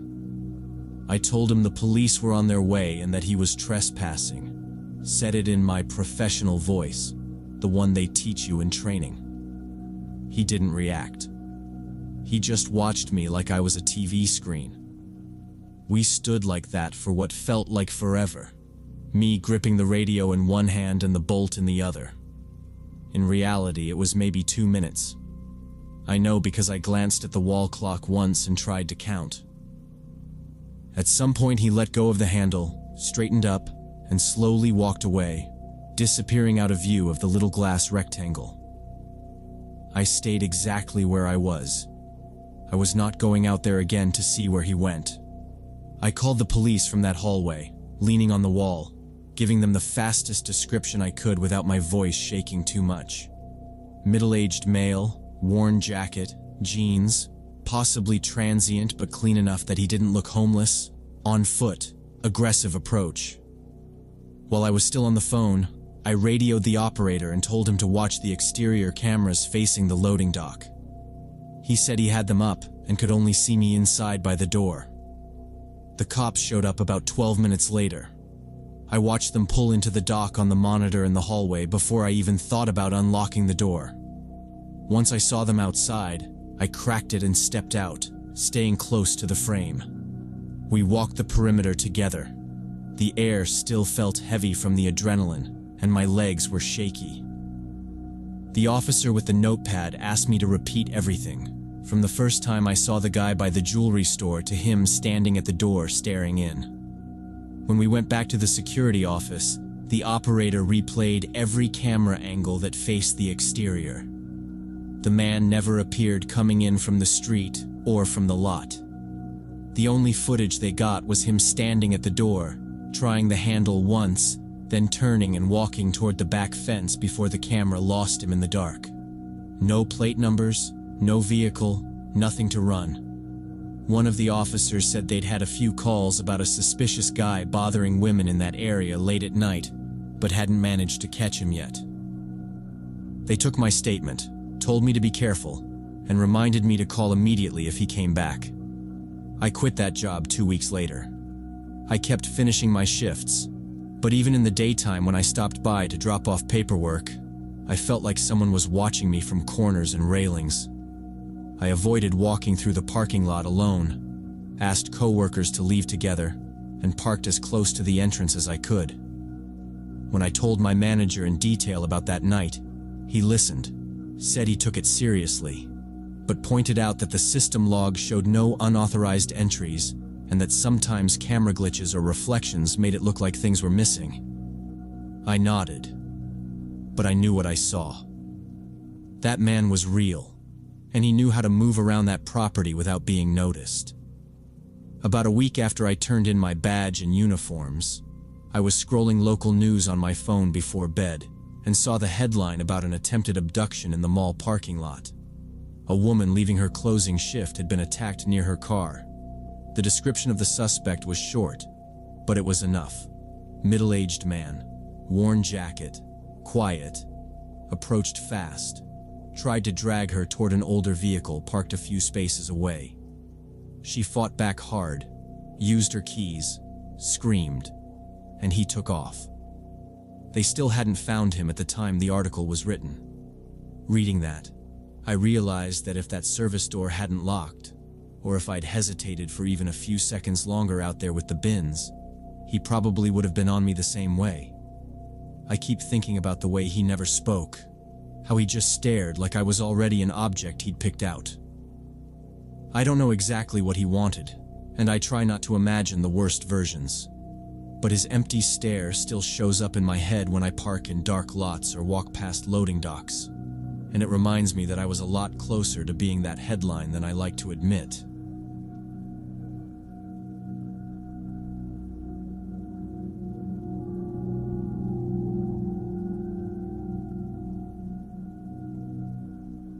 Three years ago, I was renting a house in the Denver suburbs with two friends, Lindsay and Kate. It was an old 2-story place in a quiet neighborhood. The owners had gone abroad and we'd been there 4 months. That night in mid-October, Lindsay was on a night shift at the airport where she worked as a dispatcher. Kate went to bed around 10 because she had a presentation in the morning. I stayed in the living room with my laptop, watching a series. Around 11:30, the doorbell rang. Not a quick press, but one long hold. I paused the episode, went to the door, and looked through the peephole. A man and a woman stood on the porch in dark clothes. Their faces were just shapes. I didn't open the door. I asked who they were and what they needed. The woman said they were looking for their dog and asked if we'd seen a red Labrador. I told her no. She thanked me, and they turned like they were leaving. I waited a few seconds, heard nothing, and went back to the couch. A few minutes later, I heard footsteps on the gravel driveway. Slow steps. I muted the laptop, turned off the living room light, and went to the front window. Through the blinds, I saw the same man and woman by the garage. The man was shining a flashlight into the garage windows. They weren't calling for a dog or talking. They were just checking the house. I went upstairs and woke Kate. I told her, "Those people are still here. They're walking around the house." She got up and followed me back downstairs. From the side window, we saw them moving along the other side of the house toward the backyard. Kate took out her phone and said she was going to call the police. I said maybe they really had lost a dog, but while I was saying it, we heard the back door handle rattle from the kitchen. They were trying it. We went quiet. A couple seconds later came the creak of the wooden gate that led from the driveway into the backyard. We went through the first floor, checking every lock, then ran upstairs and made sure the windows we used were closed. We turned off the lights and ended up sitting on the floor, watching the blinds and listening there in silence. 10 minutes later, they came back to the front door. The bell rang again, another long press. We didn't move. Then the knocking started, hard and impatient. Kate dialed 911 and whispered that two strangers had gone around the house and tried the back door. While she talked, the knocking kept going in bursts. Every so often, we heard the woman through the door asking us to open up, just for a second. The operator told us to stay away from the door and said a patrol car was on the way. After about 5 minutes, the knocking stopped. Kate checked the peephole and said the porch was empty. From the side window, we saw them standing in the driveway, talking. Then the man pointed toward the street. They walked away and got into a car parked 2 houses down and drove off. We stayed on the phone until the operator said the officers were turning onto our street. 8 minutes later, a patrol car pulled up. 2 officers came in, and we told them everything from the first doorbell to the car leaving. They walked around outside, checked the gates and doors, and said all the locks were intact and there were no signs of forced entry. Inside, they told us to ask the owner about cameras and to call immediately if anyone came back. They wrote down our description of the man and woman and the car and said they'd patrol the area more often. When we asked if that kind of thing happened a lot, one officer shrugged and said sometimes there were random home invasion attempts in the suburbs, people just walking around trying doors, nothing targeted. He didn't seem especially concerned saying it, and somehow that almost made us more nervous. 2 days later, Lindsay came into the kitchen, put her phone on the table and said, "Read this." It was a local news site about a home invasion nearby. I scrolled and stopped at the line about intruders, using the pretext of a lost dog, described as a red Labrador. The article said a man and woman had come to the door late at night, asking if the owners had seen their dog. When the couple opened the door, 3 people pushed inside. The homeowners were tied up, robbed, and beaten. The woman was in the hospital with a concussion. The man had facial fractures. Police were asking residents to report people going door to door asking about dogs. I said, "That's them. That's exactly them." Lindsay nodded. Kate walked in, asked what we were looking at, and Lindsay handed her the phone. Kate read it, went quiet, then started crying. She said, "I almost told you to open it. I was going to say just open it a crack and ask where they live." She said she'd stopped herself because it was late, and the whole thing felt off. But now all she could think about was that if she'd pushed harder, I probably would have listened. We sat there staring at the article, nobody talking. Lindsay finally said, "Okay. We didn't open it. That's the only reason we're not in that story." From now on, we don't open the door for strangers. I don't care what excuse they use." She said we also needed cameras, and we both agreed. That same day, we ordered a camera system and booked installation for the weekend. We read the article again, comparing it to that night. Man and woman, dark clothes, late at night, red Labrador. Same setup. The difference was that house opened the door and ours didn't. After that, we went next door and told our neighbors what had happened and showed them the news story. We told them if anyone came around asking about a dog at night, they shouldn't open the door, just call the police. They said they'd warn other houses too. For the next few weeks, every time the doorbell rang, even during the day, one of us would freeze. We checked the peephole first. Once the cameras were installed, we checked the app before doing anything else. If we didn't recognize the person, we didn't open. With deliveries, we talked through the door and asked them to leave packages on the porch. Some drivers looked annoyed, but no one made a big deal. Inside, every door stayed locked. The paranoia eased up slowly. No one else came around with dog stories. The police never contacted us again. 6 months later, I moved out for regular reasons. Job change, cheaper rent. The house became just another place I'd lived. I still think about it whenever I see a headline about a home invasion.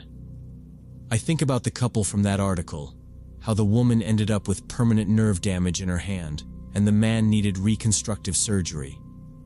Then I picture our living room instead of theirs.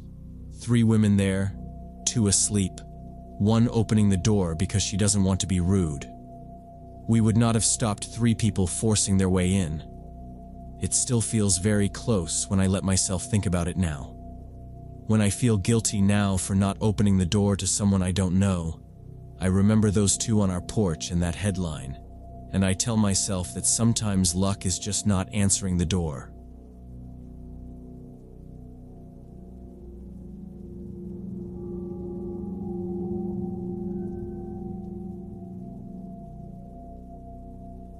When I was in my 2nd year of med school in Portland, me and a group of friends used to explore abandoned buildings as a hobby.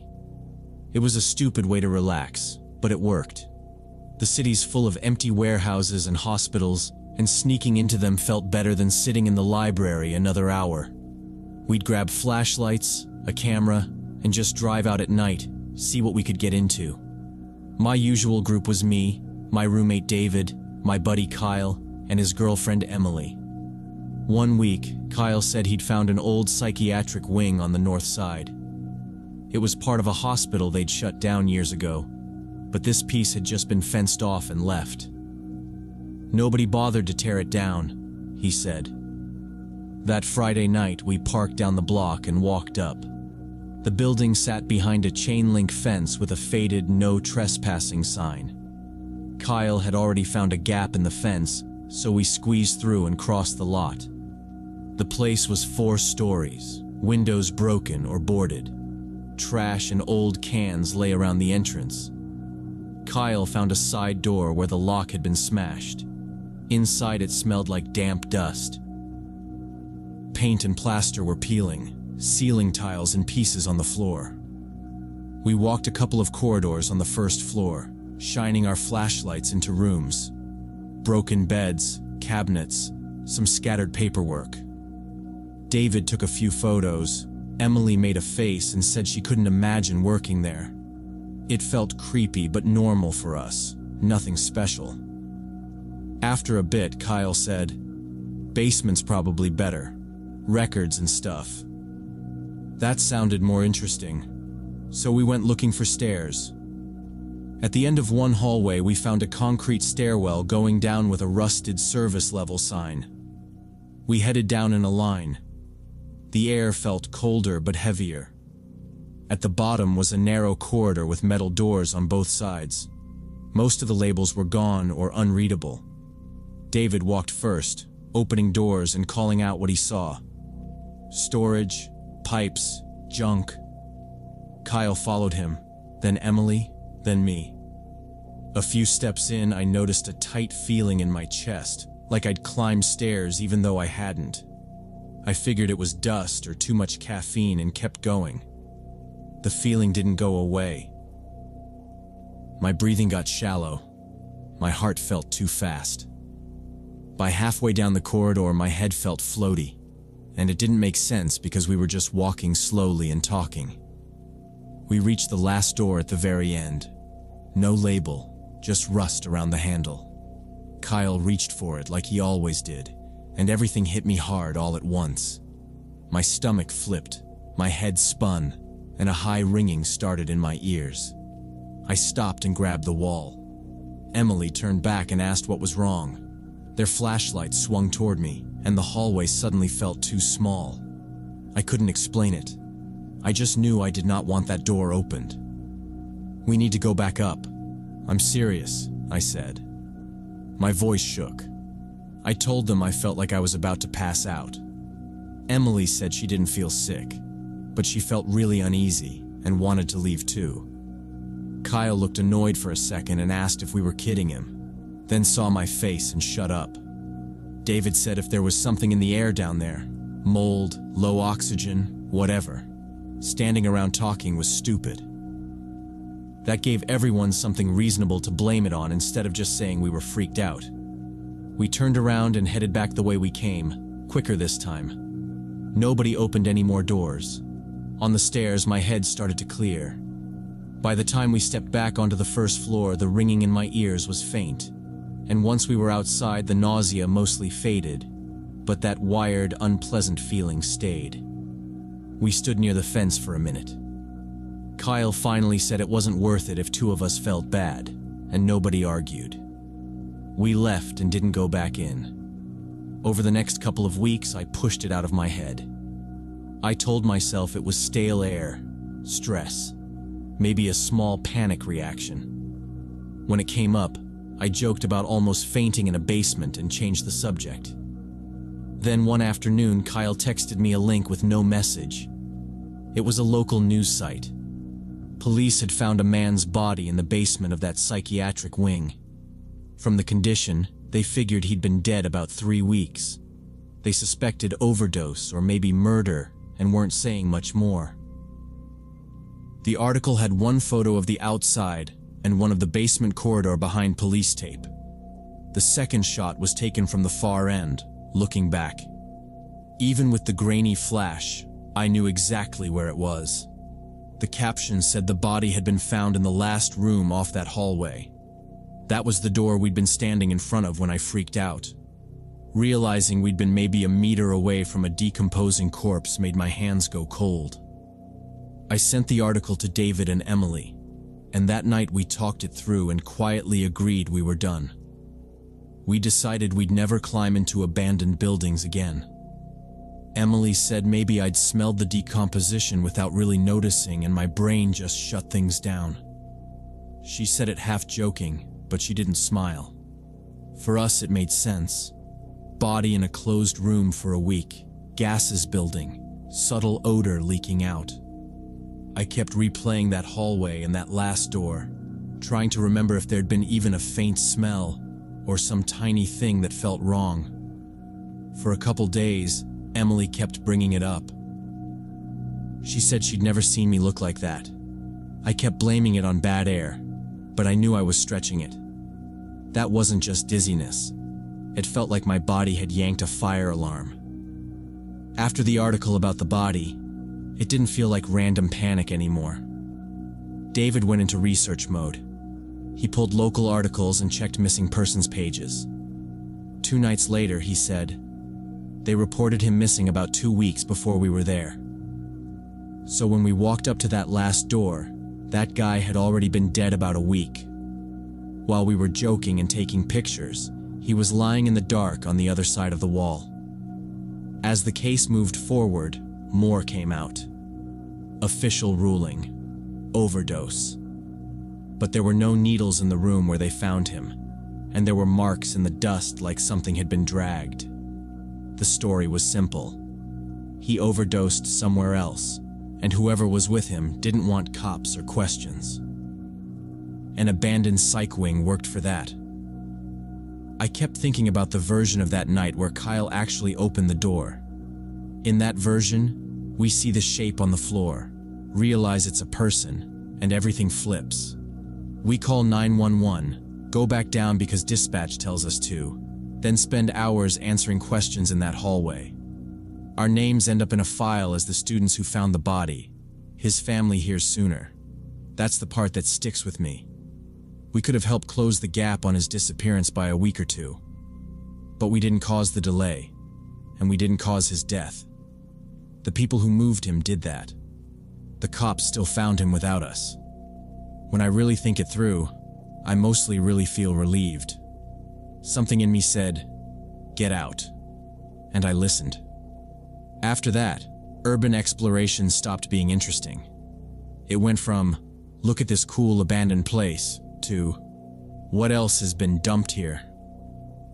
Kyle and David still go sometimes, but I always say no. They shrug and go without me.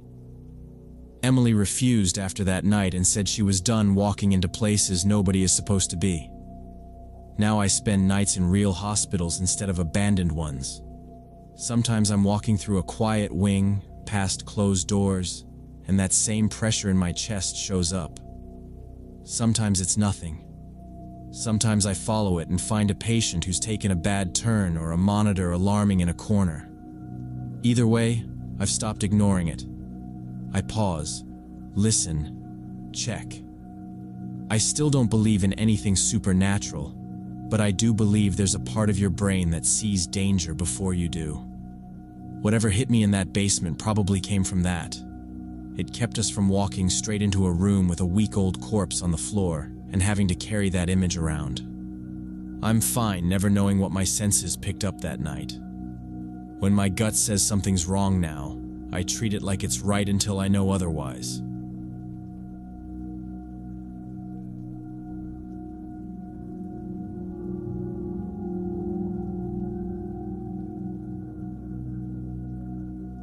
My friend Samantha rented an apartment in Austin right after college and was looking for a roommate to split expenses.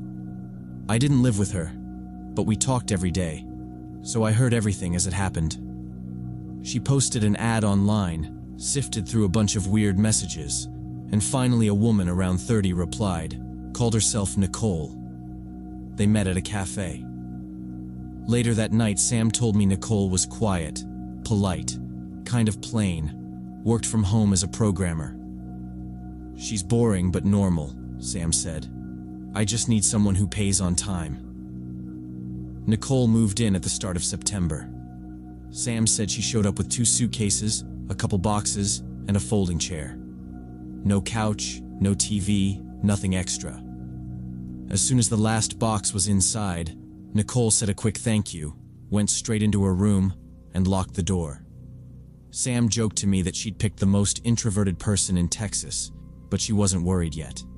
That first week, Nicole might as well not have existed. Sam would leave for work, and Nicole's door would still be shut. When Sam came home, door was shut. Sam started hearing the bathroom at 2 or 3 in the morning instead of normal times. Food delivery drivers kept buzzing with orders in Nicole's name. Nicole would crack her door, grab the bags, and disappear back inside. When they did run into each other in the hallway, Sam tried small talk. Nicole replied with, "Yeah, no, fine," and stared somewhere near Sam's shoulder instead of at her face. It felt less like shyness and more like she didn't want to connect at all. One night I was on the phone with Sam and heard this scraping and dull thudding through her wall, then a drill. It went on long enough that she finally sighed and said she'd check. She knocked on Nicole's door and asked if everything was okay. Nicole opened it a few inches and said very quickly that she was hanging shelves and would be done soon. The sound stopped right after that. Sam told me she got this weird impression that Nicole was more worried about the door opening further than about bothering her. About 2 weeks after move-in, Sam woke up out of dead sleep with that "something's off" feeling. She opened her eyes and saw Nicole standing in her bedroom doorway, just a dark outline. Sam said her throat went dry.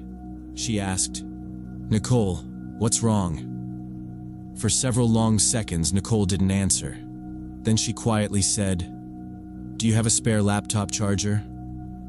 Sam told her there was one in the living room. Nicole nodded once and walked away without closing the bedroom door. In the morning, Sam asked why she couldn't just text or wait until daylight. Nicole didn't look embarrassed. She said she needed to send something urgent and didn't think it mattered. No apology. Sam bought a bedroom lock that same week. After that, she started paying attention to Nicole's schedule. Around 3 or 4 a.m., she'd hear the front door open and close very softly.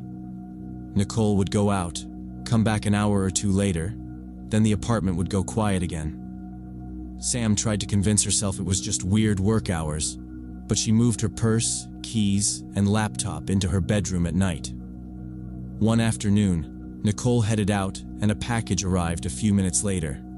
Sam brought it inside. As she walked past Nicole's room, she noticed the door was slightly open. She told me she only meant to push it shut, but she couldn't help glancing in. The walls were covered in taped-up city maps. Certain streets were traced in thick lines, intersections circled, little symbols drawn in the corners. The desk was buried under printouts and documents.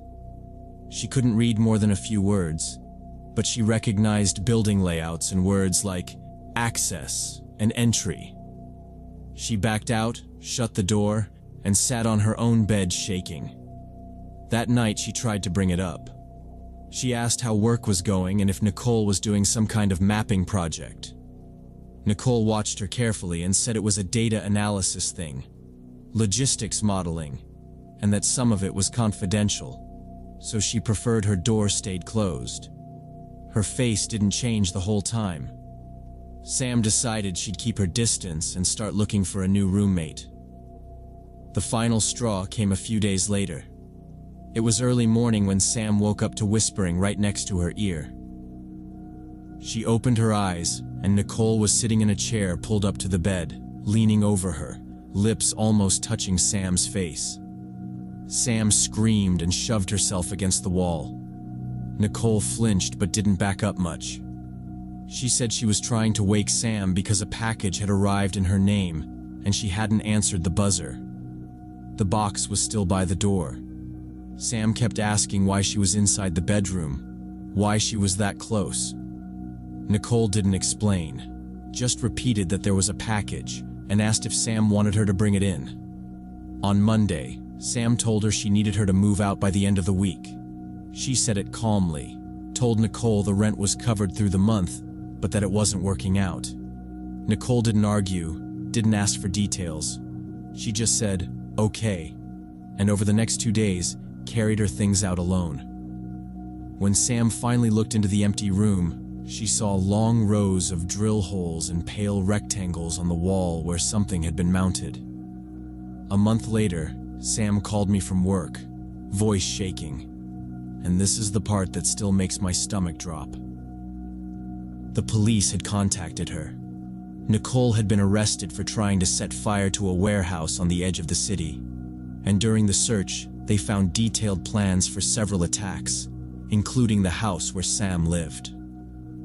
In Nicole's notes, next to a rough sketch of the building, there was a single line about Sam. The neighbor from the first floor. "Don't touch. She's kind."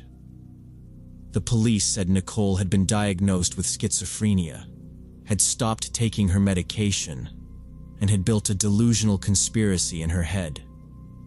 A detective sat with Sam at the station and told her that Nicole had been mapping people and buildings all over the city. In her notes, the detective said, she believed some places were part of a surveillance system watching her. Those buildings had to be destroyed before they activated. Sam's apartment building was on that list, with a line under it. "Neighbor from first floor. Do not touch. She is kind." Sam told me later that hearing that made her feel sick. She had lived with Nicole for a month, cooked in the same kitchen, watched shows in the living room, and slept on the other side of one thin wall. At the table, the detective opened a folder and showed her photos from the search. The same maps and printouts she had glimpsed once, only now spread over every inch of the walls.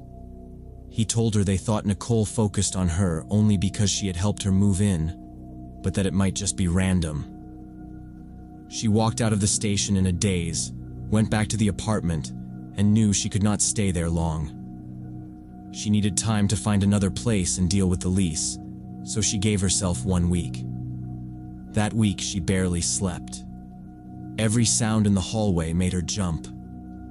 When she passed Nicole's old room, she saw the drill holes and lighter patches where something had been mounted. She kept thinking about those nights when Nicole had stood in her doorway or sat beside her bed, watching her sleep. After she finally moved out and took a room with another friend across town, the fear did not stop. She would be brushing her teeth and suddenly replay that moment of waking up to see Nicole in the doorway. Other times, she pictured Nicole sitting in the chair by her bed, leaning in close and whispering. She told me she could not stop asking herself the same questions. What had Nicole been thinking? And what would have happened if things had gone a little differently? She said she still has nightmares where she wakes up and Nicole's face is right in front of hers in the dark. In the dream, Nicole never speaks, just stares. Sam wakes up swinging her arms and grabbing for a light, then lying there remembering that in real life she had gone back to sleep because she did not want to be dramatic. She told me the worst part was not even the warehouse fire plan, but realizing she had shared an apartment with someone that unstable for weeks and never really knew it. Nicole had seemed odd and withdrawn, but basically harmless. The police told her later that Nicole was now in a psychiatric facility and would probably be there for a long time. Sam changed her phone number, deleted her social media for a while, and when she came back, she kept everything locked down. She stopped posting photos of her apartment or giving details about where she lived. She told me she would never use roommate apps again. If she had to share a place, it would be with someone she already knew well or someone a close friend trusted. I asked if she felt guilty for not seeing it sooner, and she said no. It was not her job, and she only wished she had trusted her instincts. Sometimes being too polite can be dangerous.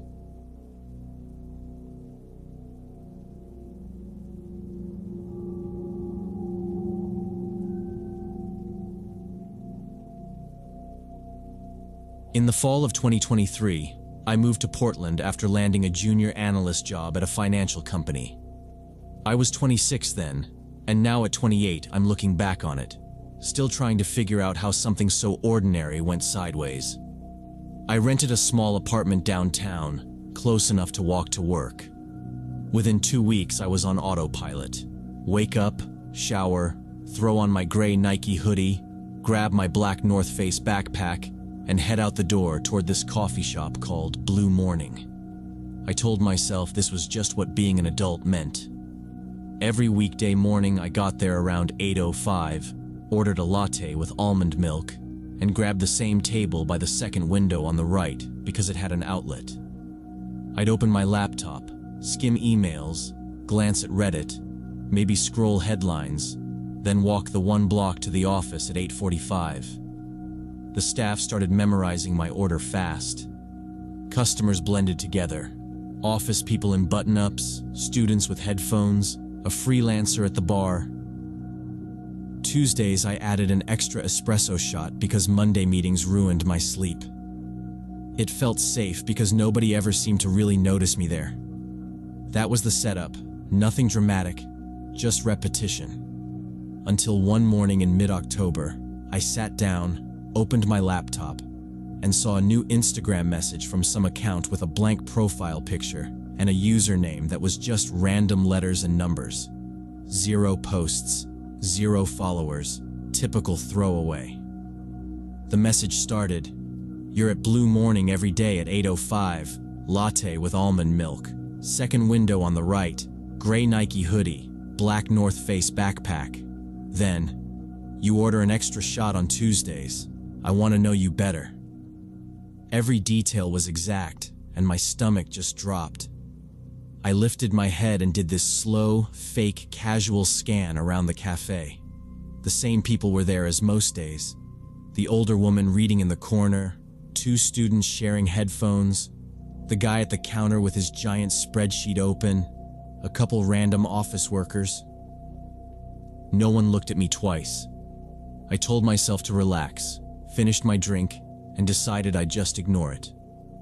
The next morning I still went, but 10 minutes early, sat against the back wall, and watched the door instead. 2 days later at my desk, my phone buzzed again from them. The notification showed the same empty account. The new message said, "You changed your spot. Now you sit by the back wall. Why are you avoiding me?" That line hit way harder than the first one, because it meant they'd just memorized my routine from before. They'd seen me change it. They knew exactly where I'd moved, exactly what time I came in, and that I was trying to dodge them.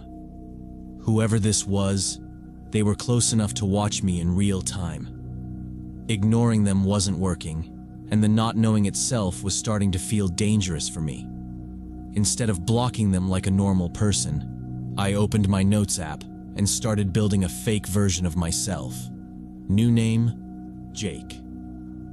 New job, graphic design instead of finance. I picked a different neighborhood, different bus line, different bar I liked. Small changes that kept the answers sounding real without pointing back to my actual life. When I was done, I went back to Instagram and finally replied, "Didn't know I had a fan. I'm Jake. This is pretty intense." The response came almost immediately. Alex, 29, freelancer, said he worked from coffee shops all day mostly. From there, the chat almost looked normal if you didn't know how it started. Alex asked what kind of design work I did, where I grew up, what I liked doing after work, little stuff about music and shows. I answered from the script in my notes, double-checking every time before I hit send. No real job, no real address, no real schedule. Even now, thinking back on it at 28, what scares me most is how quickly it felt routine. Sitting in that same cafe talking to him over and over and calmly still giving made-up answers. I was curious who he actually was, and honestly, part of me hoped he'd slip up and reveal something by accident. I told myself that if I kept the conversation going long enough, I'd catch some detail about where he worked, or another place he went. Something I could check in real life if things felt off. For about a week, we chatted almost every day. Always through that same blank account, always about safe topics like music, shows, random memes. He never sent photos, never called, never asked anything that felt obviously personal. Then one afternoon I sent a message and it just sat there on scene. No reply that night, or the next day, or the day after. When I checked again later, the chat was still there, but the username had changed to Instagram user, and the profile was gone. He had deleted the account. I still kept going to Blue Morning, mostly because avoiding it felt like letting him kick me out of my own life. But I stopped zoning out and started spending most of the time watching the door and the people instead of my screen. I tried to remember everyone I'd ever seen in there and match faces to seats and patterns, like who always sat where, who checked their phone a lot, who never looked up. At some point I realized I was staring at people so long that they glanced back and I had to look away. Nothing happened though. No more messages, no weird looks that I could catch, just normal mornings. A month passed, then 2. No new accounts, no DMs, nothing strange on my phone. By the end of December, I had mostly convinced myself it was some bored guy who lost interest or found someone else. In early January, after the holidays, I was dead asleep when my work phone rang around midnight. I only gave that number to clients and coworkers, so I answered without thinking, expecting some issue with a report or a system alert. The number was local but unfamiliar. I said hello once, and at first all I heard was breathing, heavy and close to the mic. Then a man's voice said, very clear, "Jake isn't your real name. You're Daniel Thompson. You work at Cascade Financial. You live at Burnside, apartment 3B. Hearing my full name and address like that, from a stranger, hit harder than anything he'd sent online. I just went completely quiet. He kept talking in this calm, flat tone, like he was reading from a sheet. "You thought you were smart playing with me," he said. "I know everything about you, Daniel. I know your car is a blue Honda, parking spot 12. I know you go to the gym on Wednesdays. I can come to you anytime." Then he started adding sexual comments, talking about what I probably looked like getting ready for work, what he wanted to do to me when he decided to show up. I finally managed to say, "Who is this?" But he talked over me, told me not to interrupt him. He never actually said the words, "I'm going to hurt you."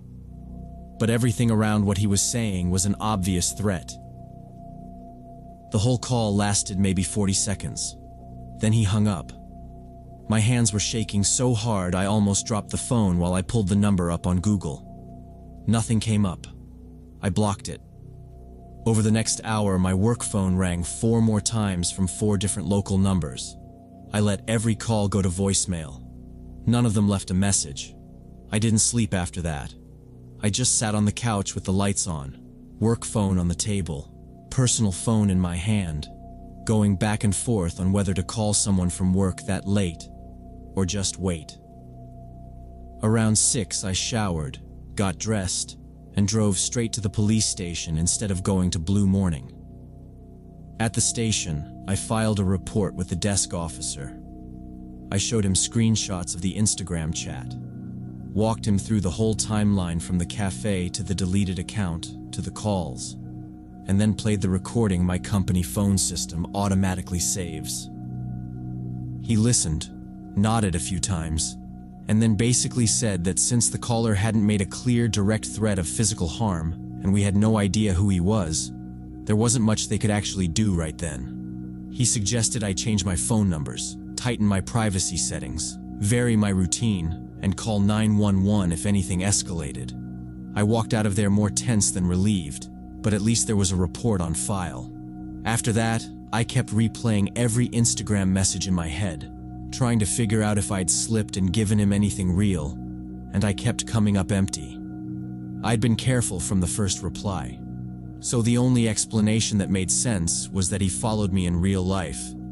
From the coffee shop to my office, from the office to my building, maybe caught my name when I said it on a work call, maybe watched what car I got into. That part, as messed up as it is, I can at least understand. What I still don't get is how he got my work phone, because that line is corporate, not public, not on any website or card, and I never gave it out casually. Somehow he connected Jake at Blue Morning with Daniel at Cascade Financial, pulled my direct number, and used it to let me know how closely he'd been watching, and how he got it is still a mystery to me.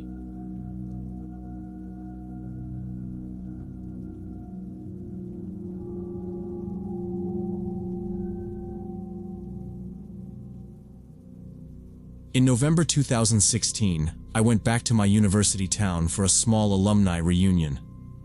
It had been 4 years since graduation, and a group of us planned to meet at our favorite bar near campus. I stayed with my friend Kate, who still lived in town and worked at the local library, so I wouldn't have to pay for a hotel or deal with awkward roommates from back then. Friday night itself was completely ordinary. Drinks, greasy fries, everyone telling the same stories about finals week and bad hookups. On Saturday morning we were both a little slow, but we decided to walk around the university alleys for nostalgia and take some photos at familiar places. The weather was classic November stuff. Gray sky, light rain, wet leaves stuck flat across the sidewalks and steps, just how I remembered. We cut through the smaller paths instead of the main road, past my old dorm, the student center, the cafeteria that always smelled like burnt coffee. When we reached the old physics building where I used to attend astronomy lectures, I slowed down. The courtyard was completely empty, just wet concrete and metal benches, and on one of those benches, under the awning, sat a black backpack by itself there. At first, I assumed someone was just inside grabbing a coffee or printing something, because the backpack looked too nice to be abandoned. It was black, sleek, almost spotless, and when I tapped the side with my knuckles, I could feel something heavy and solid inside. Kate stopped a couple of steps back and said, "That's not been here long. We should take it to campus security or something similar." I stood there staring at the doors, waiting for some panicked student to sprint back out, but no one appeared. Leaving it felt wrong, and walking off with it without even looking felt wrong too. I told Kate I just wanted to check for a student ID or a note, anything with a name, before we involved anybody. She sighed, and I unzipped the main compartment of the backpack slowly. Inside was an Apple MacBook Pro, the slim silver kind, with a charging cable, 2 thick criminology textbooks jammed along the side, and an empty water bottle. No wallet, no phone, no loose papers, nothing with a name anywhere. The laptop was off but looked almost new. "Whoever lost this is freaking out," I said. Kate leaned in and said she had a compatible charger back at her apartment already. She suggested we plug it in there and look for a document with a name or email, then drop it at security later. I felt weird about opening a stranger's computer, but if it were mine, I'd want someone to try. Kate lived 10 minutes away, so we carried the backpack back, set the MacBook on her coffee table, plugged it in, and waited while it booted in complete silence. The Apple logo flashed, the loading bar crawled, and then instead of a login screen, it just dropped us straight on the desktop. No password, no welcome message, just a default mountain wallpaper with a few generic icons. Kate opened Finder, clicked on the user folder, and the home name was simply user. No initials, nothing. I told her to check documents, and that's when it started feeling really wrong. She clicked the documents folder and a list of maybe 20 files came up, all with names like subject 07intake.move, location 43.mp4, transaction log.xlsx. No essays, no lecture notes, nothing normal at all. We just stared at the screen for a few seconds. I joked badly that maybe it was someone's film project, but my mouth was dry. Kate said quietly, "This looks like crime show stuff," and I kind of agreed inside. Without thinking, I double-clicked one of the subject files. A webcam window opened. A woman on a chair in what looked like a basement, hands tied behind her back, eyes red. For 2 minutes she cried and pulled at her wrists, sometimes staring into the lens, the camera fixed on her until the video cut off. Kate and I looked at each other. I felt chills run down my spine. I forced myself to open another file. My hand shook so badly I almost misclicked, but I opened the next subject video. A different woman appeared, maybe a little younger than me, in a different room but in the same position. On a chair, hands tied behind her back, shoulders hunched. Her face was puffy and shiny from crying. She kept glancing to her right like someone was standing just off camera. Once she whispered something, too quiet to catch. Behind me, Kate said, "Turn it off. Please, just turn it off." And I stopped the video. I told Kate I needed to see if the other files were the same, or if this was some twisted film project. I opened one of the location videos. There was no person in it at all. The camera pointed at a bare room with a thin mattress on the floor, a chain attached to the wall with an open shackle, and a plastic bowl near the corner. No sound, no movement. The video ran for a short time and ended.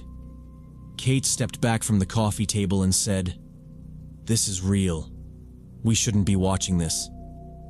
The fourth video I clicked had transaction in the name. This time, a man in a plain black mask sat at a table, writing in a notebook. You couldn't see his face, only his hands, his sleeves, and part of his chest. On the table were a stack of cash, a pile of documents, and a cheap phone. He didn't say anything. He wrote, counted bills, checked his watch, then reached toward the camera and the file cut off. I closed the video folder. My brain felt like it was lagging behind what I was seeing. I kept thinking that if the rooms on the screen existed somewhere, then the women existed too, right now or not long ago. Trying to understand what this actually was, I opened the Excel file. It was a spreadsheet with columns for dates, code names like Subject A and Subject F, amounts of money, and short notes. Some lines said things like delivered, paid, detained. The last entry was dated 3 days earlier. Kate leaned over my shoulder, read a few rows, then said, very steady, "We're calling the police. Right now. Don't open anything else." That was enough for me. I closed the spreadsheet, then the window, afraid I'd accidentally delete something just by touching it. I shut down the laptop and left it on the table. Kate grabbed her phone and called the non-emergency number, told them we had a found laptop with possible evidence of kidnapping or trafficking, and gave them her address. The police showed up about 20 minutes later. 2 uniformed officers came in first and checked our IDs. A detective in plain clothes arrived right after them. We explained everything from the start: the reunion, the walk past the physics building, the backpack on the bench, bringing it home, what we'd opened and what we'd seen. Then we drove with them back to campus and pointed out the exact bench where we'd found the bag. Back at Kate's place, the detective put on gloves before he even touched the backpack or the laptop. He asked me to turn the computer on, but told me not to open any files. When the desktop appeared, he used the trackpad himself, just long enough to confirm the folder names in the spreadsheet. He said the laptop would be sent straight to their forensic lab and asked us not to go through any more of the files on our own or talk about details with other people.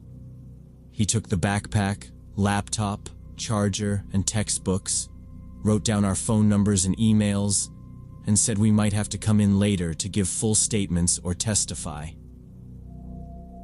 For the next several weeks, Kate and I checked local news sites and bigger regional ones, searching for any mention of arrests, rescued victims, or a trafficking ring. We saw the usual stuff: burglaries, DUIs, a bar fight, but nothing that clearly lined up with what we'd stumbled into. We didn't tell our friends from the reunion anything. It didn't feel like something you drop into a group chat. Almost 2 months later, the detective called me. He confirmed my name and asked if I could talk for a minute. Then he said they had identified several people from the videos through missing person reports and had linked the laptop to an active human trafficking case in a neighboring state.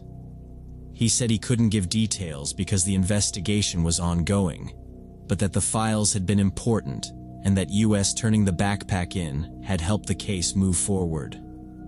Before hanging up, he thanked me again and said, "You and your friend might have helped save somebody's life."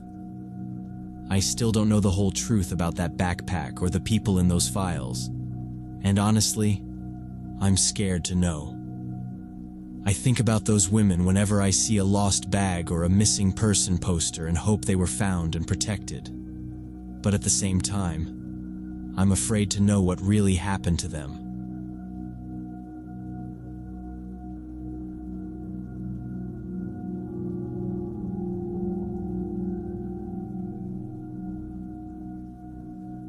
A year ago, I was traveling across the southern US, working remotely as a graphic designer. I was 26, living out of one suitcase, booking cheap places through an app for a week or two, and moving on whenever I got bored. It sounds fun, but it was mostly me, my laptop, and whatever table I turned into a desk that week. In late October, I booked a small guest house in a suburb of Albuquerque, New Mexico. It was a separate cottage in the backyard of a larger house. The owner, Patricia, lived in the main house. In the listing, she wrote that she'd be gone for a work trip that whole week, so I'd have the property to myself. Photos showed a simple studio, little kitchen, bathroom, small patio. Nothing special, but the price was low, and the reviews kept saying quiet and safe. I arrived Monday evening. Patricia met me at the front gate, upbeat and talkative, the way hosts get when they're used to strangers. She walked me along the side of the house to the cottage, unlocked the door, and showed me the basics: heater, hot water, extra blankets, how to lock the big wooden gate. She handed me 2 keys and said, "I'm leaving really early tomorrow before sunrise. If anything feels off, text or call me, okay? I'll have my phone." She even wrote her number on a sticky note and stuck it to the fridge, though it was already in the app. Before she went back to the main house, she added, "You'll have the whole yard to yourself. No one else has access." I just nodded. At the time, it sounded like a perk, not something to think about. After she left, I unpacked a little, set up my laptop on the small table, answered some emails, ate leftovers from my cooler, and went to bed early. The cottage was small, clean, a bit old-fashioned, but nothing about that first night felt weird.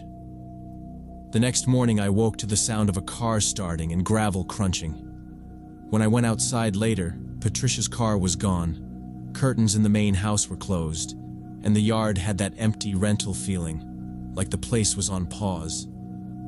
In the afternoon, I took my coffee outside and walked around to stretch my legs.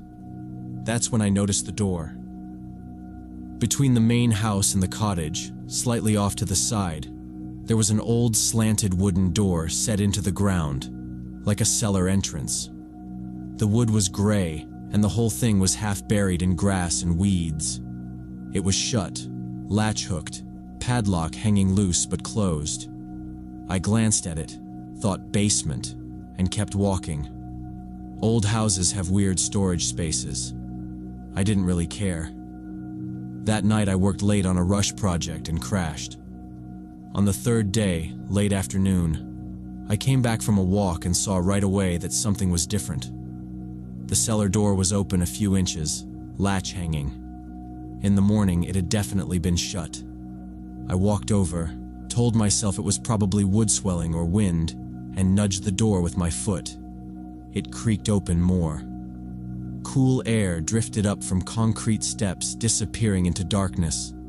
No light, no sound. I grabbed the handle, pulled the door all the way shut until the latch caught, and went back inside.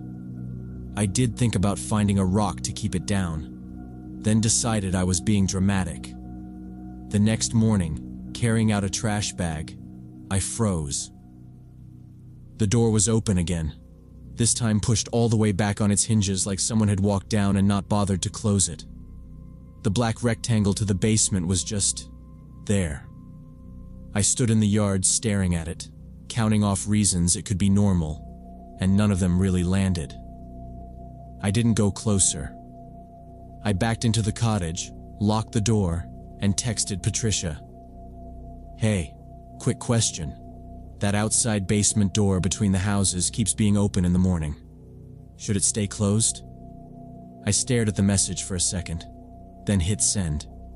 She replied a few hours later while I was working. "Yes, please keep it closed. Old wiring in there, not safe." That was it. Neutral. I told myself, not safe, meant fire hazard, but the words stuck in my head anyway. That night I slept badly. I woke up twice to the cottage creaking. Once I could have sworn I heard a dull sound from the main house, like someone shifting something heavy. Every time I reminded myself the house was supposed to be empty, that pipes and heaters make noises, but it still took a while to fall back asleep. In the morning, after coffee, I decided to walk around the outside of the main house, just to prove to myself nobody was there. From the street, it looked dead. Empty driveway, blinds down. Around the side, near where the cellar door was, I noticed a narrow window low in the foundation, half covered with dirt and leaves, like no one had cleaned it in years. I hesitated, then crouched and wiped my hand across the glass. Inside was a basement. It was dim, but I could make out stacks of boxes, old shelves, vague shapes of furniture. My eyes moved over the clutter and stopped in the far corner by the wall. On the concrete floor was a small, neat stack of clothes, folded too carefully to be junk. Women's clothes, jeans and a jacket, sneakers lined up side by side. Next to them sat a backpack, zipped and propped against the wall like someone had put it there and planned to come back for it. And I just stayed there kneeling in the dirt, staring through that dirty glass and trying to understand why all of that would be sitting on the bare basement floor of an empty house instead of in a closet upstairs. I went back to the cottage trying to act normal, but my brain kept looping on that corner of the basement. I opened my laptop, finished a small revision for a client, answered emails, pretended to focus. On the surface, it was a regular workday. Underneath, I kept seeing that neat stack of clothes on concrete and the backpack leaning against the wall. By evening, I was restless. Every sound outside made me pause. Car on the street, dog barking, something shifting in a neighboring yard. Around sunset, I told myself I'd feel better if I checked again, just to prove to myself I'd overreacted. So I went around to the side of the main house, crouched by the same foundation window, and wiped away a fresh layer of dust with my sleeve. The corner was empty. No clothes, no backpack, no dark shape on the floor where they'd been. Just boxes, an old shelf, some junk. I squinted, scanned every inch I could see, checked behind a table leg and along the wall, but there was nowhere they could have been moved to without me still seeing part of them. They were just gone. For a second, I tried to convince myself I'd imagined everything, but I knew I hadn't. I remembered how the jeans were folded, back pockets facing up. I remembered the sneakers, side by side. Someone had been in that basement between morning and evening and removed that stuff. According to the listing, the only person with access was supposed to be out of town. I went straight back to the cottage, locked the door, and called Patricia. It rang to voicemail. No personal greeting, just the automated voice. I hung up, waited a minute, called again. Same thing. So I texted, "Hey, I saw some clothes and a backpack in the basement window this morning and now they're gone. Is someone here?" I watched the screen for the typing dots. Nothing. After that, the cottage felt different. I closed all the blinds, even though it was still light. I checked the bathroom window latch twice. Around 10, I pushed the small dresser in front of the door and wedged a chair under the handle. I knew it wouldn't stop anyone determined, but it made me feel like at least I'd hear if someone tried to come in. I lay on the bed fully dressed, shoes next to me on the floor, phone in my hand. I didn't really sleep. I listened to the fridge kick on, the pipes click, distant traffic. At one point there was a dull noise from the yard that made me sit up and hold my breath until everything was quiet again. Every time I started to drift off, I snapped awake, convinced I'd heard footsteps on gravel or a door closing at the main house. I checked my phone over and over. No response from Patricia. Once I saw the sky getting lighter, I was done.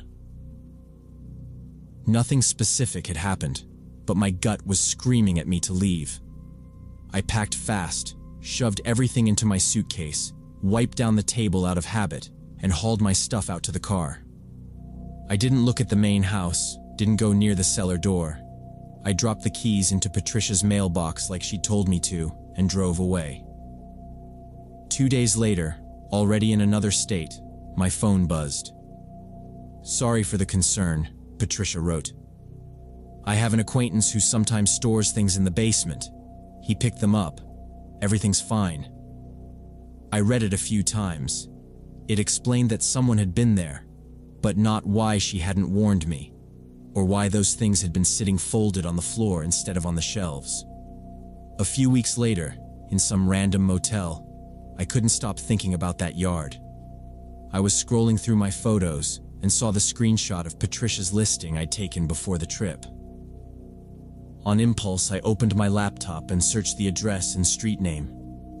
It took a bit of digging through old links and local sites, but eventually I found a small notice from a local Albuquerque paper, archived on some community page.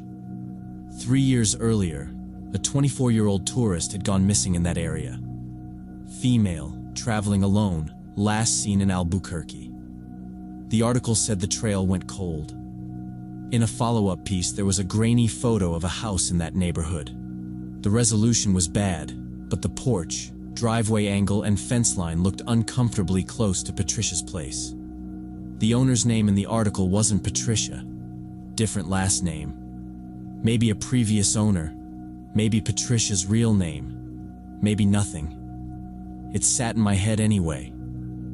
I went back to the rental app to look at her listing again, thinking maybe I'd missed something in the reviews. But when I checked my past trips, her property wasn't there. It was like it had been erased. Her profile photo didn't come up in search. I tried calling her number and got a no longer in service message. I opened support chat and told them I'd stayed at a place, and now the host profile seemed gone. I asked if there had been any safety issues. The rep was polite and useless. They said the profile had been closed at the owner's request about a month earlier, and they couldn't provide more details for privacy reasons. That was it. I thought about going to the police with what I had, but when I tried to lay it out in my head, it sounded weak.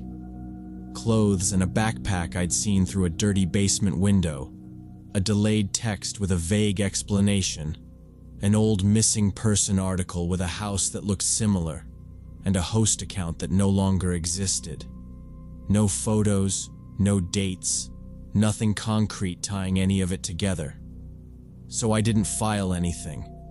I just moved on to the next city and tried not to dwell on it too much, even though I clearly failed at that. I still go back and forth on it. Maybe Patricia really did let some guy store his things in the basement, and he happened to swing by while she was away. And maybe that missing tourist has absolutely nothing to do with that house. But when I think about the place, I don't picture the cottage or the yard. I see that basement corner with the carefully folded women's clothes on bare concrete and the backpack resting beside them. And I can't stop wondering why those things had to disappear so quickly right after I wiped that window and looked inside.